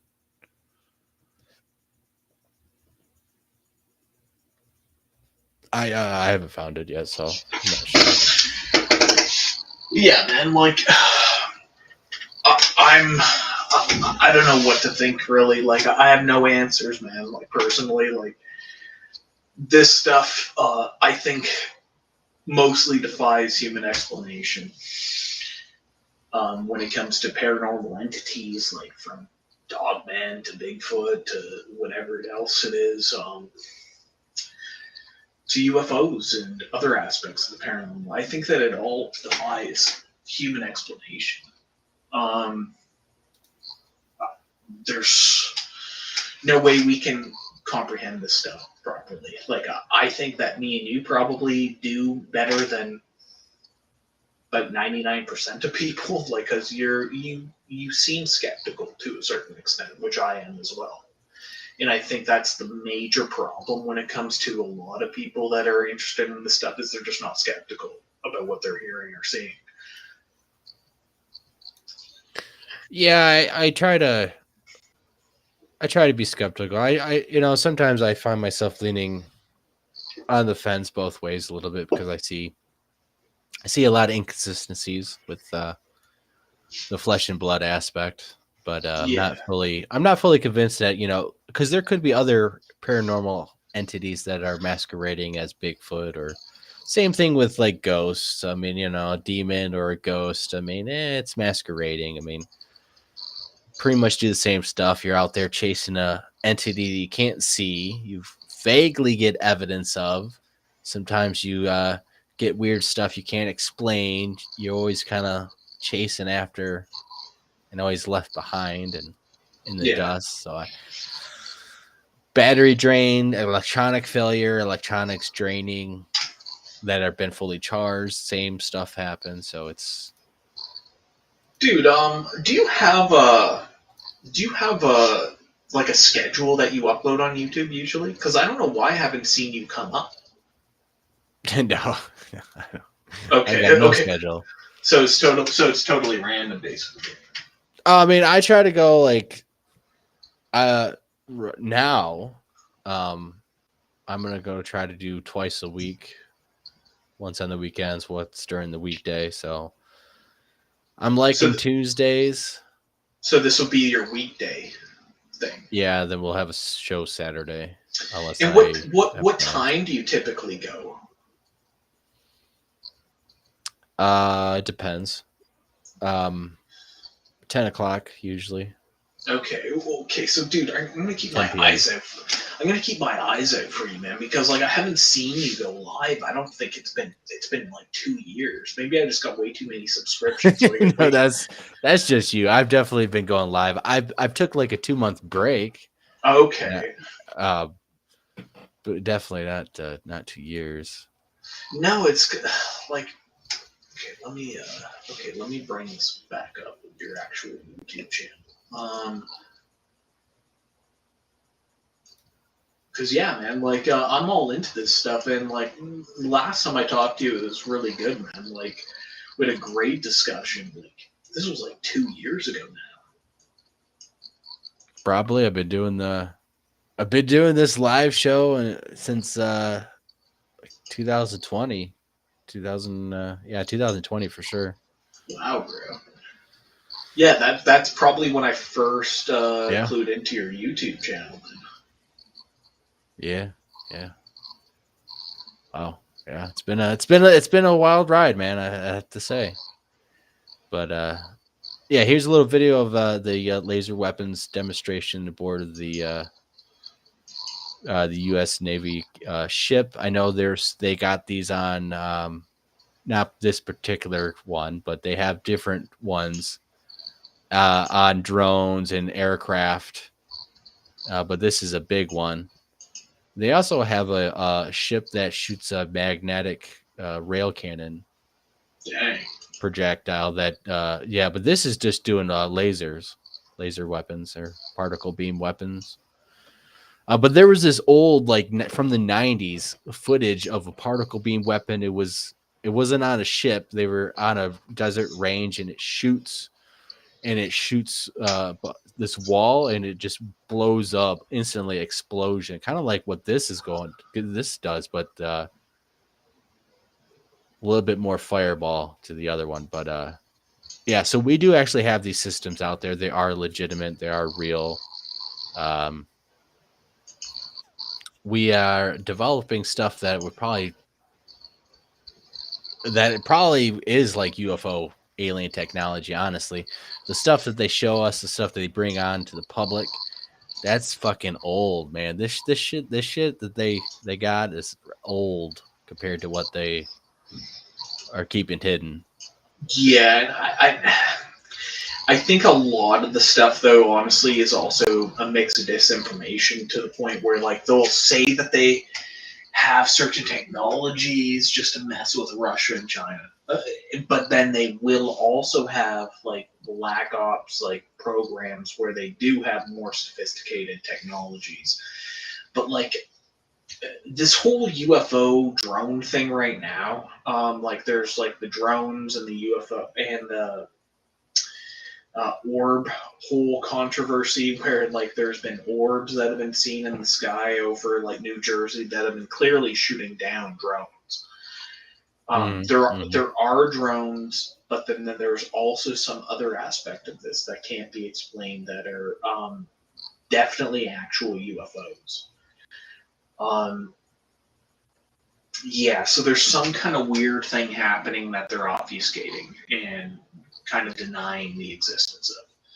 So there is something to what's been going on in New York, New Jersey, um, Connecticut, and Northern Virginia.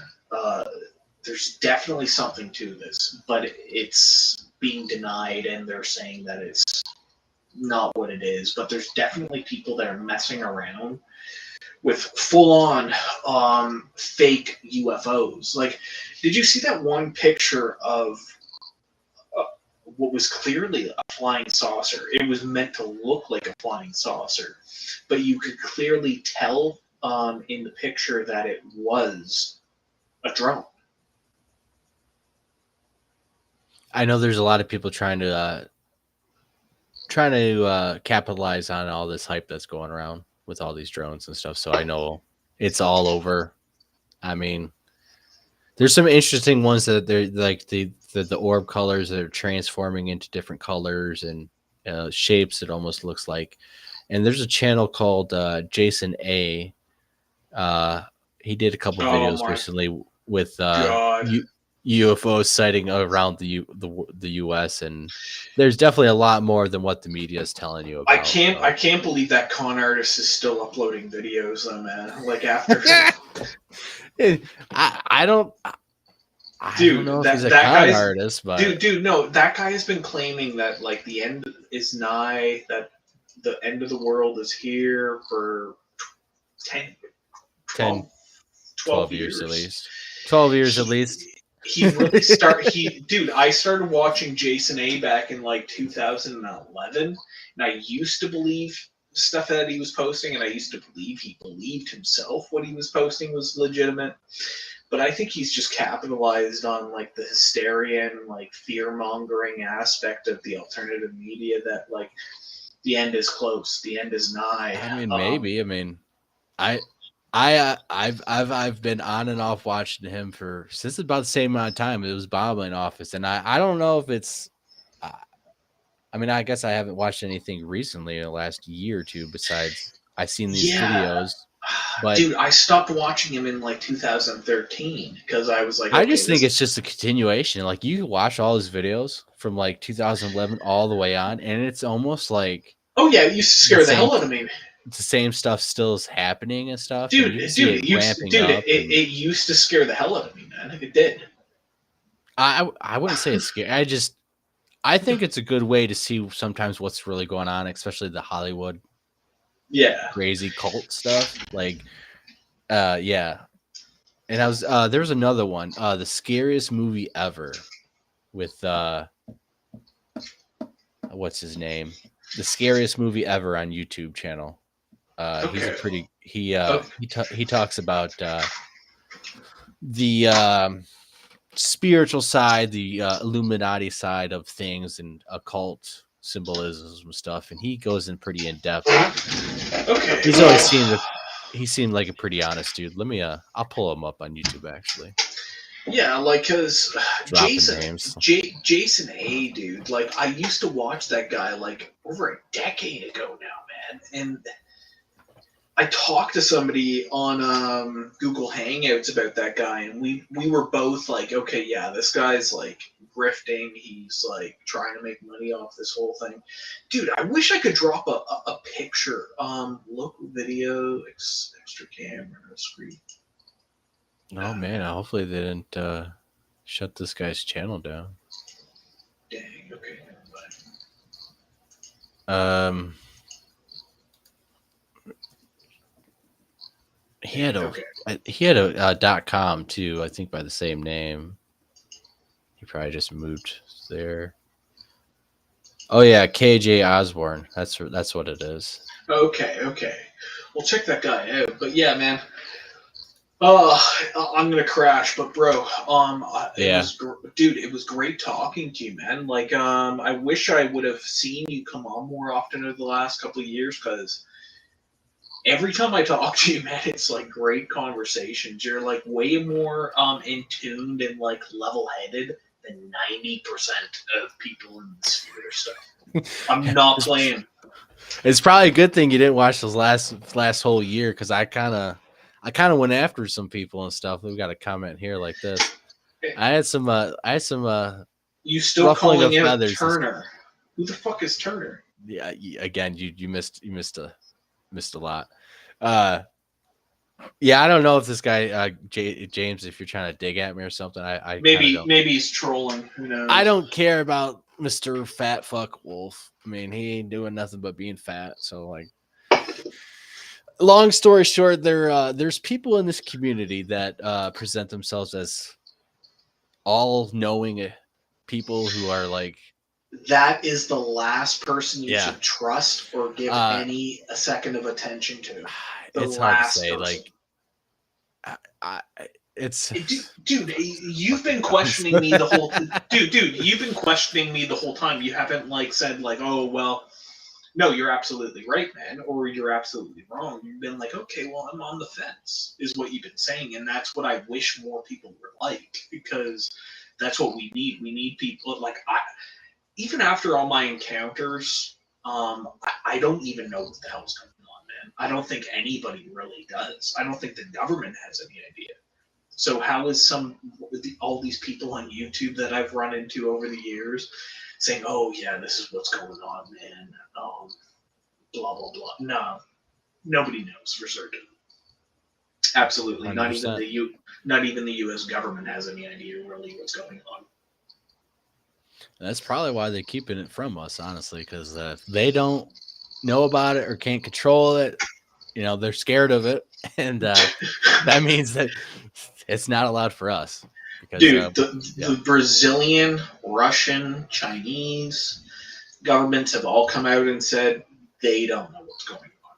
And if they don't know what's going on, I think it's like delusional to think that the American government knows what's going on. And I think that people need to stop looking to them as like some kind of arbiters of reality when it comes to these phenomenon. I'd say there's got some guy in southern Kentucky right now that has a bar better, and he lives in like kind of a ramshackle house, and he has documents and kind of like strings on a wall connected by tacks. He probably has a better understanding of what's going on than the United States government, the Chinese government, the Russian government, the Iranian government, and the Indian government. He has a way better understanding of what's going on right now than any of these people. And that's what I want yeah, to like kind of like get to the point of, like, where people stop believing that the US government in particular has any better understanding of these paranormal phenomenon than anyone does in the alternative media, because it's the whole thing's so convoluted and insane. There's no way of putting this all together. It doesn't matter how much money you have. It takes brain power, not money, to put this whole situation together. Because it's just, if the U.S. government knew as much as they think they do, they'd be far less discreet as they've been over the last 3 years, where they've been having these disclosure uh, events where they have U.S. Air Force personnel come forward and talk about clearly what nobody understands, um, and try to get to the bottom of these issues. Like, the whole thing's so messed up. Like, I never thought it would evolve into such a crazy situation as it has. it is. And another thing I remembered is they did say, the whistleblowers did say that there have been soldiers who have been injured and have been paid because they've been injured by some of these crafts, or Yeah, they've got yeah. sick from them, and they've been compensated. So there is records of that. So the one thing I remember was in 2000 and like I think it was 12. The Russian government came forward with what they believed was going on, and they were convinced that the U.S. government knew about as much as they did. And that was the whole point of like the Russian expose of this UFO phenomenon, that they don't think anyone knows it. And I think like it is smart though for the American government to pretend they know more than they do, just to mess with China and Russia. Like it is smart. It's tactically, it's intelligent to basically pretend you're more aware of the situation than these other world powers are. Even though there is much more UFO activity that's been recorded in North America, I think it would basically make them seem completely incompetent and dumb to China and Russia if they were to ever admit that they know as little as they do. And that's why they've always put on this front that they know much more than they actually in reality do. You know, it's smart. It's logical. And I think the simplest answer is what all the ancients have told us, and you know, there are good and evil, and there are spiritual entities or extra-worldly entities, supernatural entities that influence humans. Because you know, if you look into the Bible and stuff, you know, humans are a very special creation from God. You know, the angels are special, but humans are a little bit different and stuff. You know, when angels fall, they fall, and that's it. When humans fall, you know, we have the grace to an opportunity to get back up and receive grace and stuff. So there's a lot of energy when it comes to just the good and evil aspect and where humans fit into this. You know, humans has always been into this in the middle of the arbiter of good things happening and bad things happening, evil coming into the world through humans much more than animals. You know, I mean, you know, the amount of evil that humans have come up with, thought and acted out is almost unworldly and paranormal in and of itself, compared to everything else, every other life form on Earth. It doesn't even compare with that. But at the same time, the amount of love, good vibration, and thoughtfulness and empathy that each human possesses and tries to strive for. I think there's a reason why humans are like always struggling with that struggle of good and bad at the little things too. It's not just, you know, genociding a whole bunch of people, but it's like turning your cheek when you shouldn't turn your cheek and stuff like that. And so you do believe in a creator, right? Oh yeah, I'm a Christian. Okay. I'm a Jesusist. I wouldn't say I'm a Christian, but I do believe in Jesus.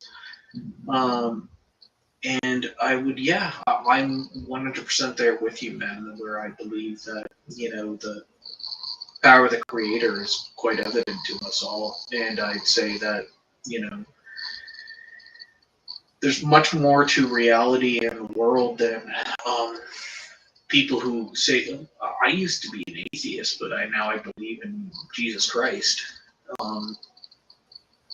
And I'd say there's much more truth to that than there is to the lie that it's like a hocus pocus event where there was like a big boom and existence now is in front of us. It's not logical. It doesn't make any sense.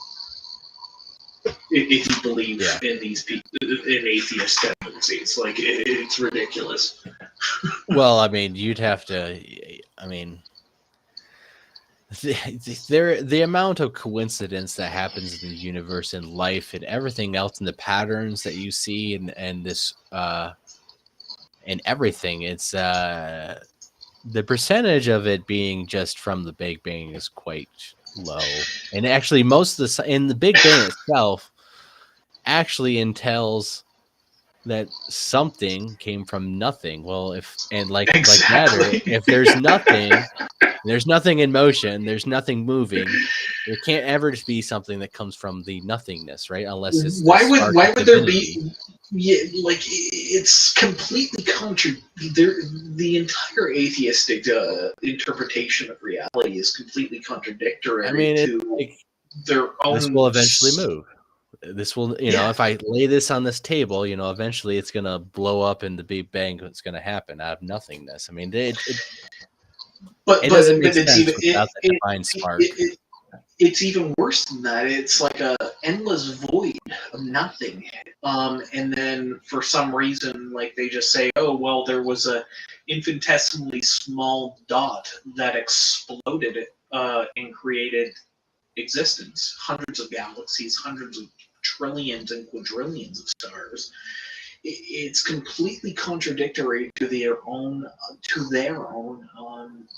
worldview. It makes no sense. It's like talking to somebody saying, "Oh, you're not drunk," or somebody saying to you, "Oh, I'm not drunk, bro. I just saw you drink 30 or 24 beer. How could you possibly not drunk?" I don't believe it. I don't believe I'm drunk.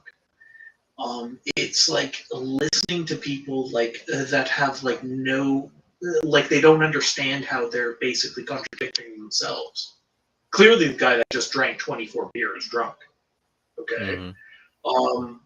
But he will, like an atheist, will claim to you, "No, I'm not drunk at all," even though you see he's completely piss wasted. It's like the logic that they apply to these aspects of like atheistic principles of like nothing or everything coming from nothing. It doesn't. It's like you can't even debate with these people because like they're basing their entire understanding of reality on a lie. That everything came from an infinitesimal dot that came from nowhere. It makes no sense. It's like completely illogical. Yeah, I think a lot of issues with mainstream science is it's not science anymore. It's paid for stuff, and they want to they want to It's be almost a proven right. theology at this. Yeah, it's almost a theology Yeah, at this point. yeah, yeah. It's definitely mind blowing sometimes, especially when you get into the biology of men and women, and sometimes science Oh my flies out god, the window with that one. But that's a different dude, discussion for a different time dude, because dude, dude, you can get hot dude. and heavy with all that. When do you go live? Tuesdays and Saturdays? You're saying? Yeah, I'm gonna try to go on Tuesdays and Saturdays. Okay, We well, bro, also okay. I'm gonna try and keep better attention to your channel. Hopefully, and know that it's coming up probably around 10ish. And yeah, man, dude, I'd love to talk to you again. Man. It's been great talking to you tonight. well, heck yeah, and anytime it's a hangout show, I put the link in the chat. Anyone's welcome to come on and talk about whatever. So hopefully we get a couple more people on. I can fit up to 10 on here. That's a lot, but get us some pretty good discussions flowing like we did tonight and stuff. And I think it'd be Bro, a hopefully it wonderful wasn't too time. weird. Dude, hopefully it wasn't too weird, some of the stuff I laid out. Like, maybe in No, my mind. great. Okay, No, I well, think the good, people dude. in the chat liked it, and if you could, we'd love to see the video and pictures and stuff of the trackway or anything you guys got. I'm always loving to see evidence, see what Bro, people for got sure. because it Yeah, doesn't do any good if it just stays in your dresser drawer collecting yeah, dust. like it's like I have an old recording on like my old phone that like because like this was like a phone from like 2008. It was like early Samsung. Like I recorded it off of my old Samsung from 2008, one from 2011. So it's like it's a bad quality video, but like you can still see um the whole trackway basically. Like I film it from like a certain perspective, so like I film like and I get an idea of how big the tracks are. I'll link it to you, dude. Yeah, yeah. Here, is there like a private link that I could actually link this in on this screen that we're on right now? Um, there's it's a private chat. Okay, let me get to That's my gonna main be channel page. yeah. I don't know if you're gonna be. It's gonna be a little chat box with a padlock on it. Okay, this will be one. Probably it's going to be one of my first videos I uploaded on this old channel here. Or you can. We could always come back on, and have you back on, and talk about it, because I know you said you want to Oh, come off, and dude, bro. Oh, all right. Well, that's so maybe that smarter even. that way we can start show off and have a whole another 2 hours worth to talk about and Okay. get some other people on and stuff. Okay, well, dude, I love it, man, for sure. Okay. Well, here, I will link this, because this was like one of the weirdest things that I've ever encountered, man. And I was like I was literally like tripping out when this whole thing happened, man. Like,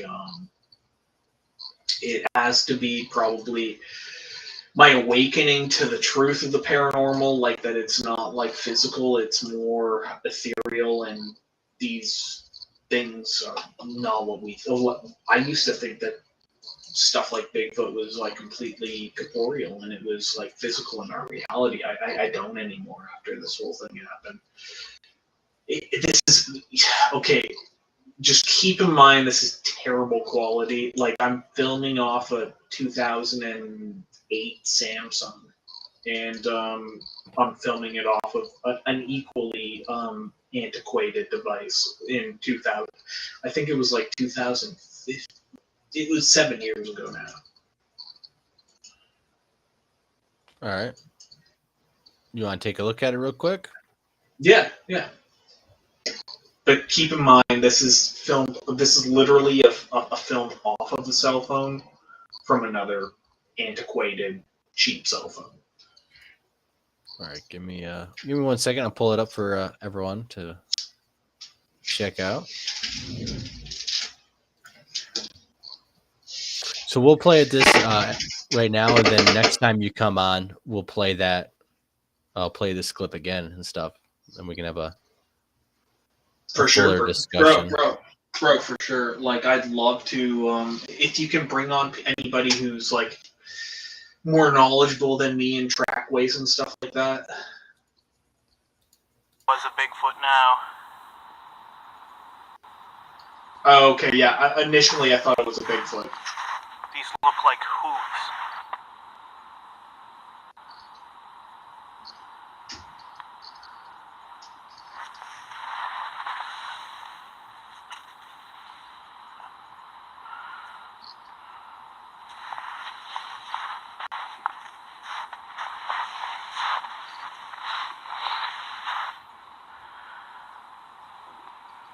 Yeah, you can definitely tell you recorded it off another device.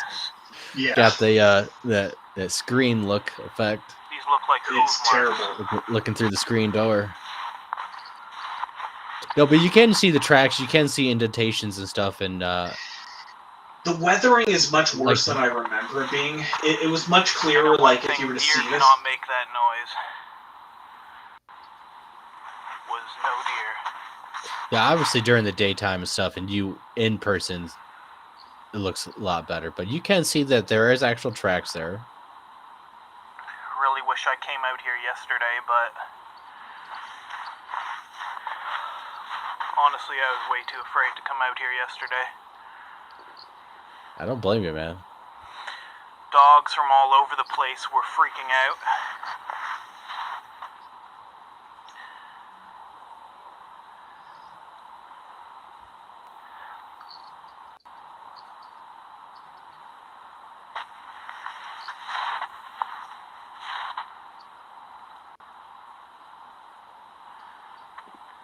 Whatever this thing was made the sounds of an owl and also made loud whooping sounds. I replied back to it, and I can see that standing here by this pond Then the tracks led up. And when I heard it the second time, it was much closer. Staying conveniently out of sight.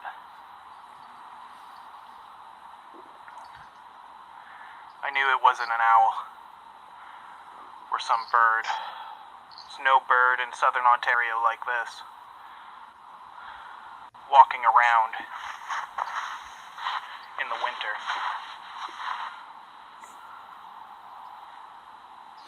Yeah, the thing I'm kind of noticing too is they're kind of These look like deer footprints.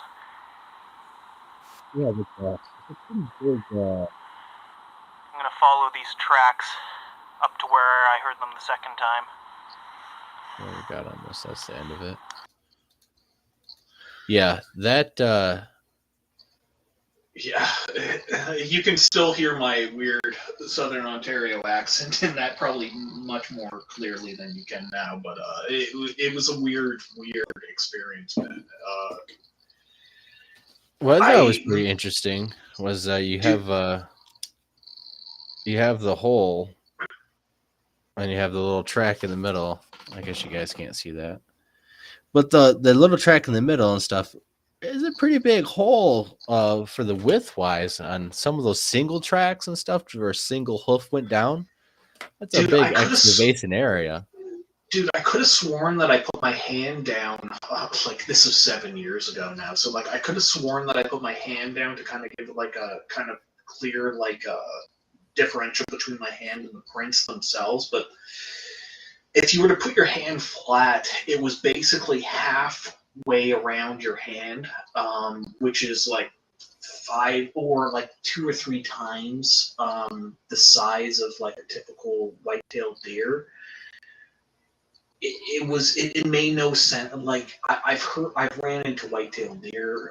Like I've been hunting with my dad since I was 7 years old. Like, and I've run into whitetails my entire life. And it made no sense how the trackway basically appears out of nowhere, and it just forms out of nothing. And I follow it to an oak tree. Like I remember it like it was yesterday, man. It was so bizarre. Definitely weird, and awesome that you got out there and took the video and got the evidence of it, because a lot of people would just want to do that and stuff, and then it becomes a story. But at least with some evidence of it, it does help. Even if we can't see it the best, it's still we are able to see that there is trackway there. Dude, and I was terrified. I would be too. When I got followed out by something I couldn't see, it freaked me out. And there's been a couple times when I got yelled at by a Bigfoot, that freaked me out. And there's some times where I get some weird feelings, and it's like, okay, I'm not gonna be here. My body's telling me for whatever reason. I've been here 100 times. This time, I don't go. feel I good. gotta go. I don't. Yeah. Bro, it was like the whole encounter was like it only took place over like 3 minutes or so, and it literally almost took me 3 days to go down. I think it was like I did go down the next day. I think I went down the day after the next day. So it took place at dusk. I didn't go down, so it was about 3 days. That it took me almost 72 hours to go down there. And it was sketchy. Like, I wish I would have got the trackway properly before like snow had filled over all the footprints. And I wish I would have got clearer evidence. But I had to go down because it just stuck with me for 3 days. That night, that next day, then that next day, where it was like maybe almost dusk, and I was like, oh my god, I have to go down. Like, nobody's going to believe a word of what I say unless I actually go down to the pond and film this trackway. Like, people just think I'm crazy or just lying. You know what I mean? Like, I had to go down. I think I think, and that shows the initiative too, especially that, you know, like something did actually happen there. Yeah, Knocking over my yeah. shit. No, don't worry about it, dude. Oh, I know. I It, just like, nobody will notice. But yeah, man, it was like it happened, and I was so traumatized by the event that like I was scared out of my mind. I couldn't go down there for almost 72 hours, but I eventually did because it was so bright, and I was like, whatever that was, there had to have been some evidence of it actually moving down or moving up the hill. Because I knew where I heard the sounds. I heard the scream. Um, I didn't remember. Like, dude, it's been so long that I've actually like thought back on that. But like, yeah, okay, I can remember maybe now dogs barking because it was very loud. The owl hooting that I heard was very loud. Now I do remember that there were dogs barking, reacting to it. yeah, But that's what you said in the video too, actually. So yeah, and like it was so out there, man. It was so bizarre and sketchy that I wish that I would have gone down there the day after it happened. But I was literally like, I was like, oh my god, I'm never going down to that pond this entire winter. I'm just going to avoid that pond this winter. I'm not going down there. But like, I was like, no, I have. Nobody is going to believe a word that I say, like unless I go down there, and at least make. I didn't even think I would gather any type of evidence at all. I just thought that like I had to go down there. There was something driving me to go there and look for that is pretty anything. interesting. Yeah, Hmm. it was a sketch, man, and it's what led me to believe that there's something more to the paranormal than just physical entities. There's something much more to this. Like there's some other Yeah, explanation. it makes more. It would make a lot more sense. It would answer a lot more questions, I guess, of why things are happening, why we're not able to get the evidence we should be able to get, or DNA, like all this environmental Yeah, DNA, and there's nothing coming about of it. It's like that dude, doesn't make dude, sense. yeah, dude. I thought the quality would have been much better than it was, but it's It's better than still nothing. even. Yeah, No, I it's guess. better than Yeah, nothing. No, it is. No matter what the quality is, because I mean, the Patterson film was shot on incredibly low quality compared to today's standards. So even even even the crappiest stuff is pretty good still, and at least we can see that there's actual trackway there, right? You know, like there's something there and instead of you just could a see my story. track. You could see my trackway off to the side, right? Like I tried to like avoid the trackway as much as I could when I was coming down. So like I was off to the right. But there was like it was hard. It's hard to describe like this trackway. It was like it looked like I don't even know if it looks like now looking back on it, like what I just watched it. It almost looks like something other than deer hooves. I don't even know what the hell it is. It's bizarre. Well, you know, they had Native American legends of the deer woman with baskets, and they would steal kids and antlered. There's a lot of weird stuff when it comes to Native American legends and spiritual aspects, because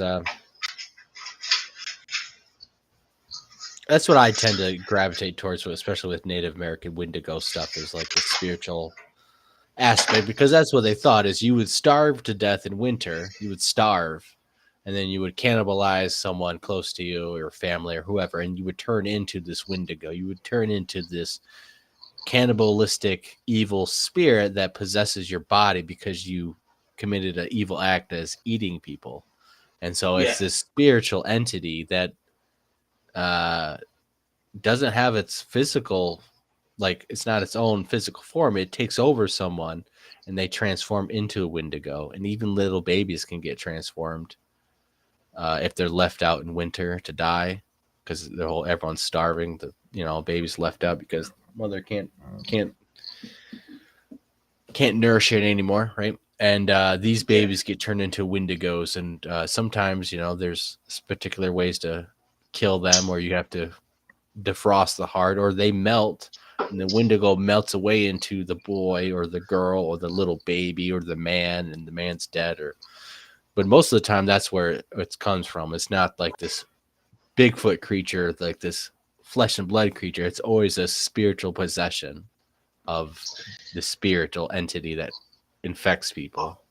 I honestly think, like, I'm convinced, man, that, like, where I grew up, like, and, like, where I lived was cursed. Like, I believe that there's certain places that are basically haunted and cursed.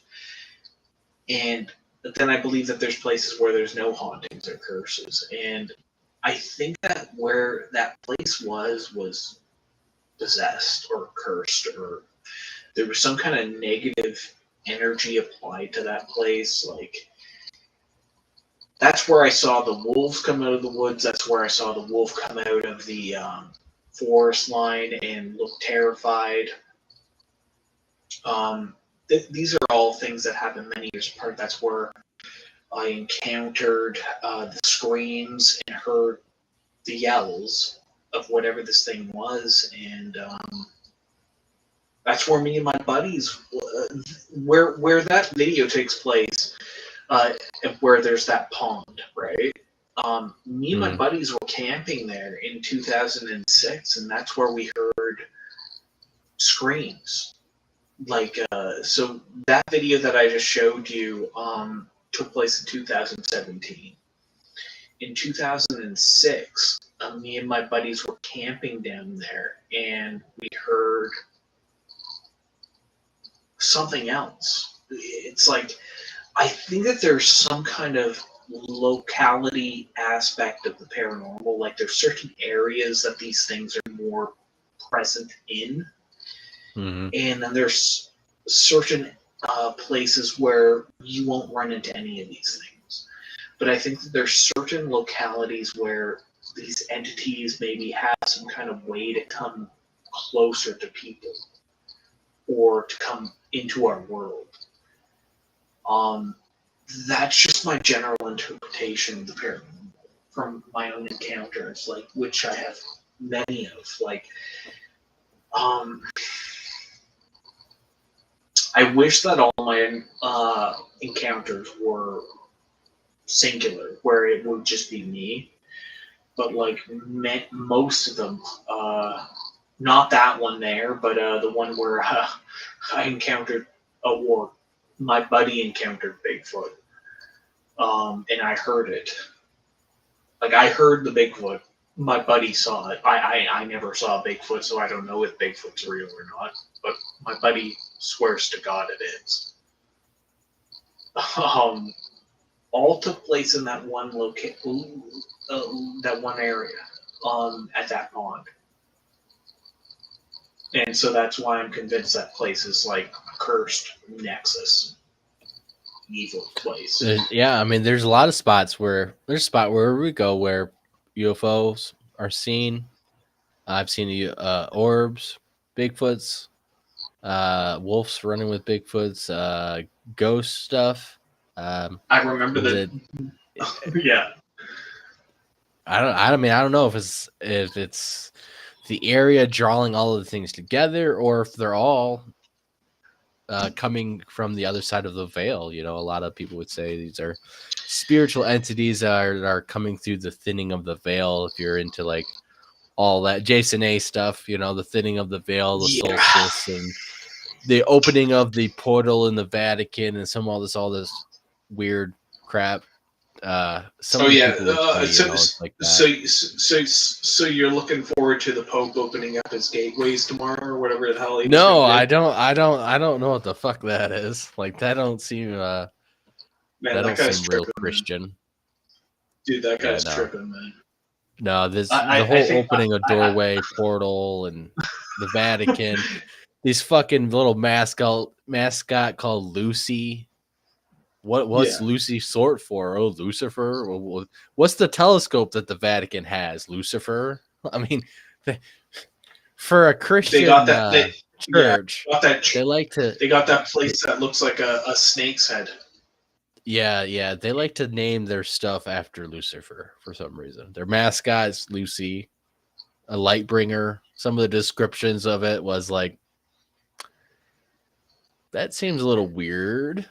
Like, can't you Amen. just, Amen. you know? Dude, when we talk next, bro, hopefully, like, I want you to bring on some like skeptics that can like dissect me and say, "Oh no, you're lying, man. Like, you're coming up with kind of crazy stuff." Because like, bro, I wish I was, man. Like, I wish this stuff was like a figment of my imagination. I really do wish it was, but like with my own personal encounters with these bizarre things that can't be explained, like I really do wish that it was my imagination. Like I wanted to prove to people that no, there's weird stuff that happens and it can't be explained.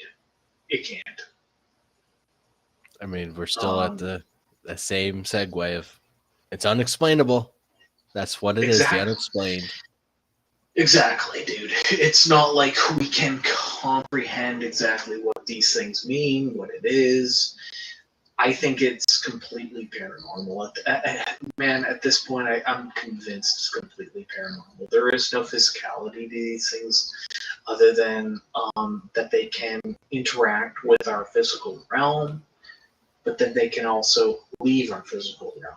I've seen it. I've witnessed it personally, that these things are not technically here at all times. They can leave our reality as we know it at a whim, basically. Which Strange doesn't stuff, make man. which shouldn't logically happen. There should be nothing that can enter a realm and physically leave it on a whim. We're all human. We live in a physical realm. These things don't apply to our comprehension of reality. They can move in and out. Yeah, it is kind of interesting that every other life form on Earth doesn't have supernatural powers, but Bigfoot does, because potentially, right? Sometimes people say his powers are he can disappear, right? Ghosts can disappear whenever Yeah. they want. UFOs can disappear whenever they want. These three things all kind of have very similar aspects of powers of disappearing or vanishing or appearing right in front of you or uh, any number of things. Very interrelated. You always chase after ghosts, you chase after Bigfoot, you chase after UFOs, but we have never found the right answers yet, right? It's very Yes, it's exactly. but if they're all spiritual stuff, it makes more sense of like, well, why they're all disappearing and appearing in front of you. Why you're getting abducted by aliens that you cry out in the name of Jesus, that the aliens get freaked out, stop abducting you, and Oh disappear. my god, dude! I never thought Like you'd bring that up, dude. that. Exactly. Oh my What is god, that about? You know, bro, like that. hey, That right dude, there always leads me to think, oh well, they must be some evil spirits because that logically don't make sense. dude. It's Even like that. the atheist would be like, yeah, bro, aliens don't believe in Jesus. Why the fuck would he work on them? That makes no Exactly, sense. bro. Exactly. Like there's those episodes of Terror in the Woods where people simply claim that they invicted the name of Jesus Christ, and these entities left them, and they stopped messing with them. Mm-hmm. So there has to be.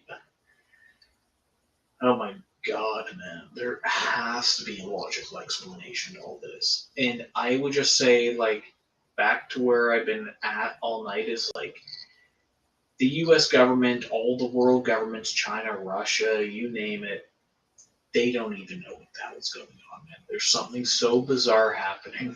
These guys don't even get it, man. But here, bro, like I'm gonna crash, but man, like Tuesday and Saturday, you're saying you go live? Yeah.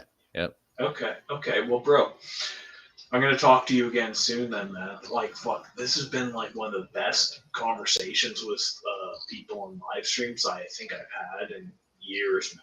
Like, and I remember talking to you a couple of years ago, and it was awesome, man. Like, but dude, I'll talk to you again soon, okay, bro? Of course, anytime, man. I appreciate it. I'm glad you jumped on. It was a fantastic night. Hell, man, for sure, bro. And dude, I'd love to talk to you again, man, for sure. Of course, anytime. And anytime the live links in chat join, you're always welcome. Anyone right. can reach me out on like Facebook group, Lost Cryptids Conservatory. You can find me on Facebook and all the groups. So, All right, night, brother. all right, you have a good one. Merry Christmas. Merry Christmas, man. All right, that was pretty awesome. We'll probably be like Jeff from Pine Island Research says, we'll probably be landing this plane. But as I always like to say, I'll be crash landing this fucking plane like I always do. You know. And yeah, I think Batmom nailed it on the head with with the whole Wolfie Wolf, Crybaby Wolf. I think this is very excellent point is there are toxic people in the world, and I could make videos each and every week of some toxic guy blowing his stack or crying like a baby or trying to be violent and making threats, but it honestly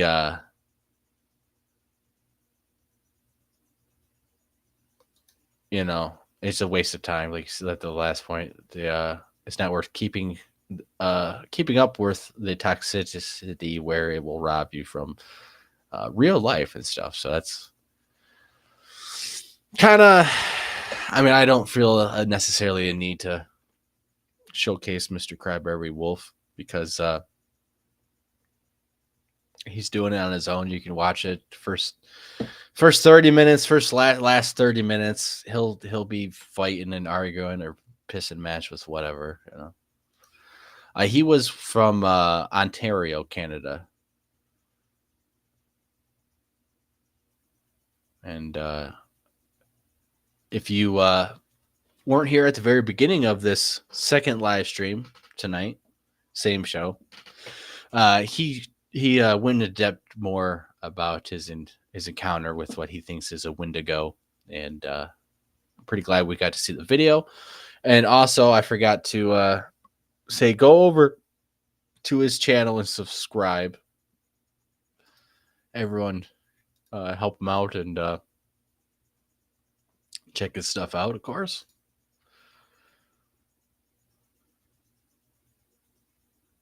So yeah.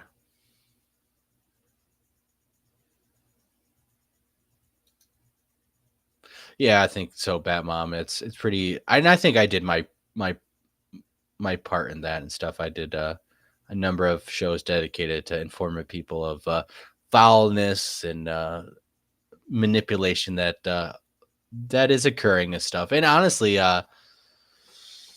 it's not just Josh. I think Josh is an extreme example of what can happen, and like the people are in it, out of their minds and more violent than most that I'm sure is out there and stuff. But yeah, he's doing everything himself, and I think for the most part, I think a lot of people can tell and see it and stuff. And I don't know, because I haven't watched Josh, I haven't been paying attention, but I hear that a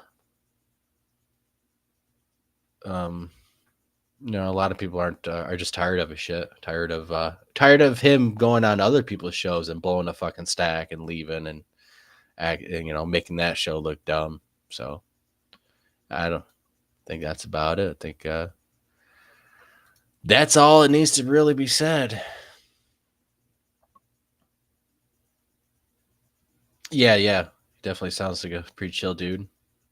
I would have to say that, I think Mike from Abnormal Investigation is still dealing with stuff, backlash from Josh, but um,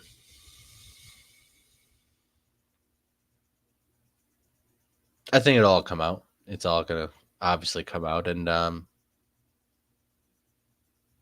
I think it's pretty clear what side is. I mean, you can see it, you can feel it, you can feel the vibe, you can see it coming from the people. Like, there's something seriously wrong with that whole round table over there. So, anyways, that'll probably be it. So, Mr.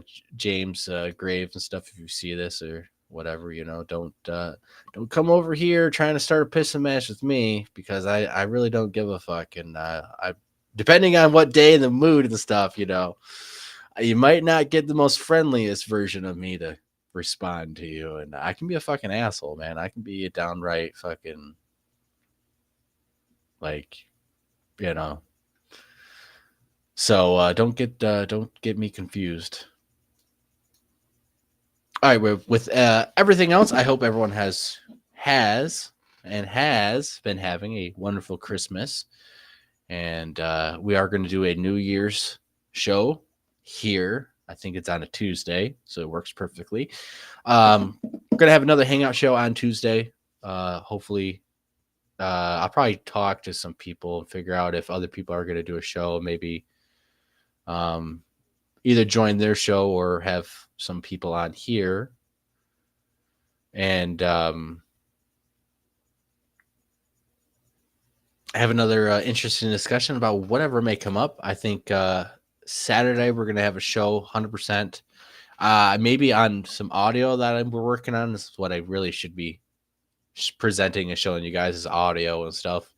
Or we might have another different kind of whole discussion where it's one of my a couple dozen different show ideas I have where, it'll be Bigfoot related, something topic and stuff. So, all right. Thanks again, Batman, for being in the chat and making comments and questions and being your awesome self. And everyone else who watches the show after the fact, God bless each and every one of you. And I hope you all have a wonderful evening, rest of the night, whatever time frame it is when you see this. And I will catch you guys on the other side.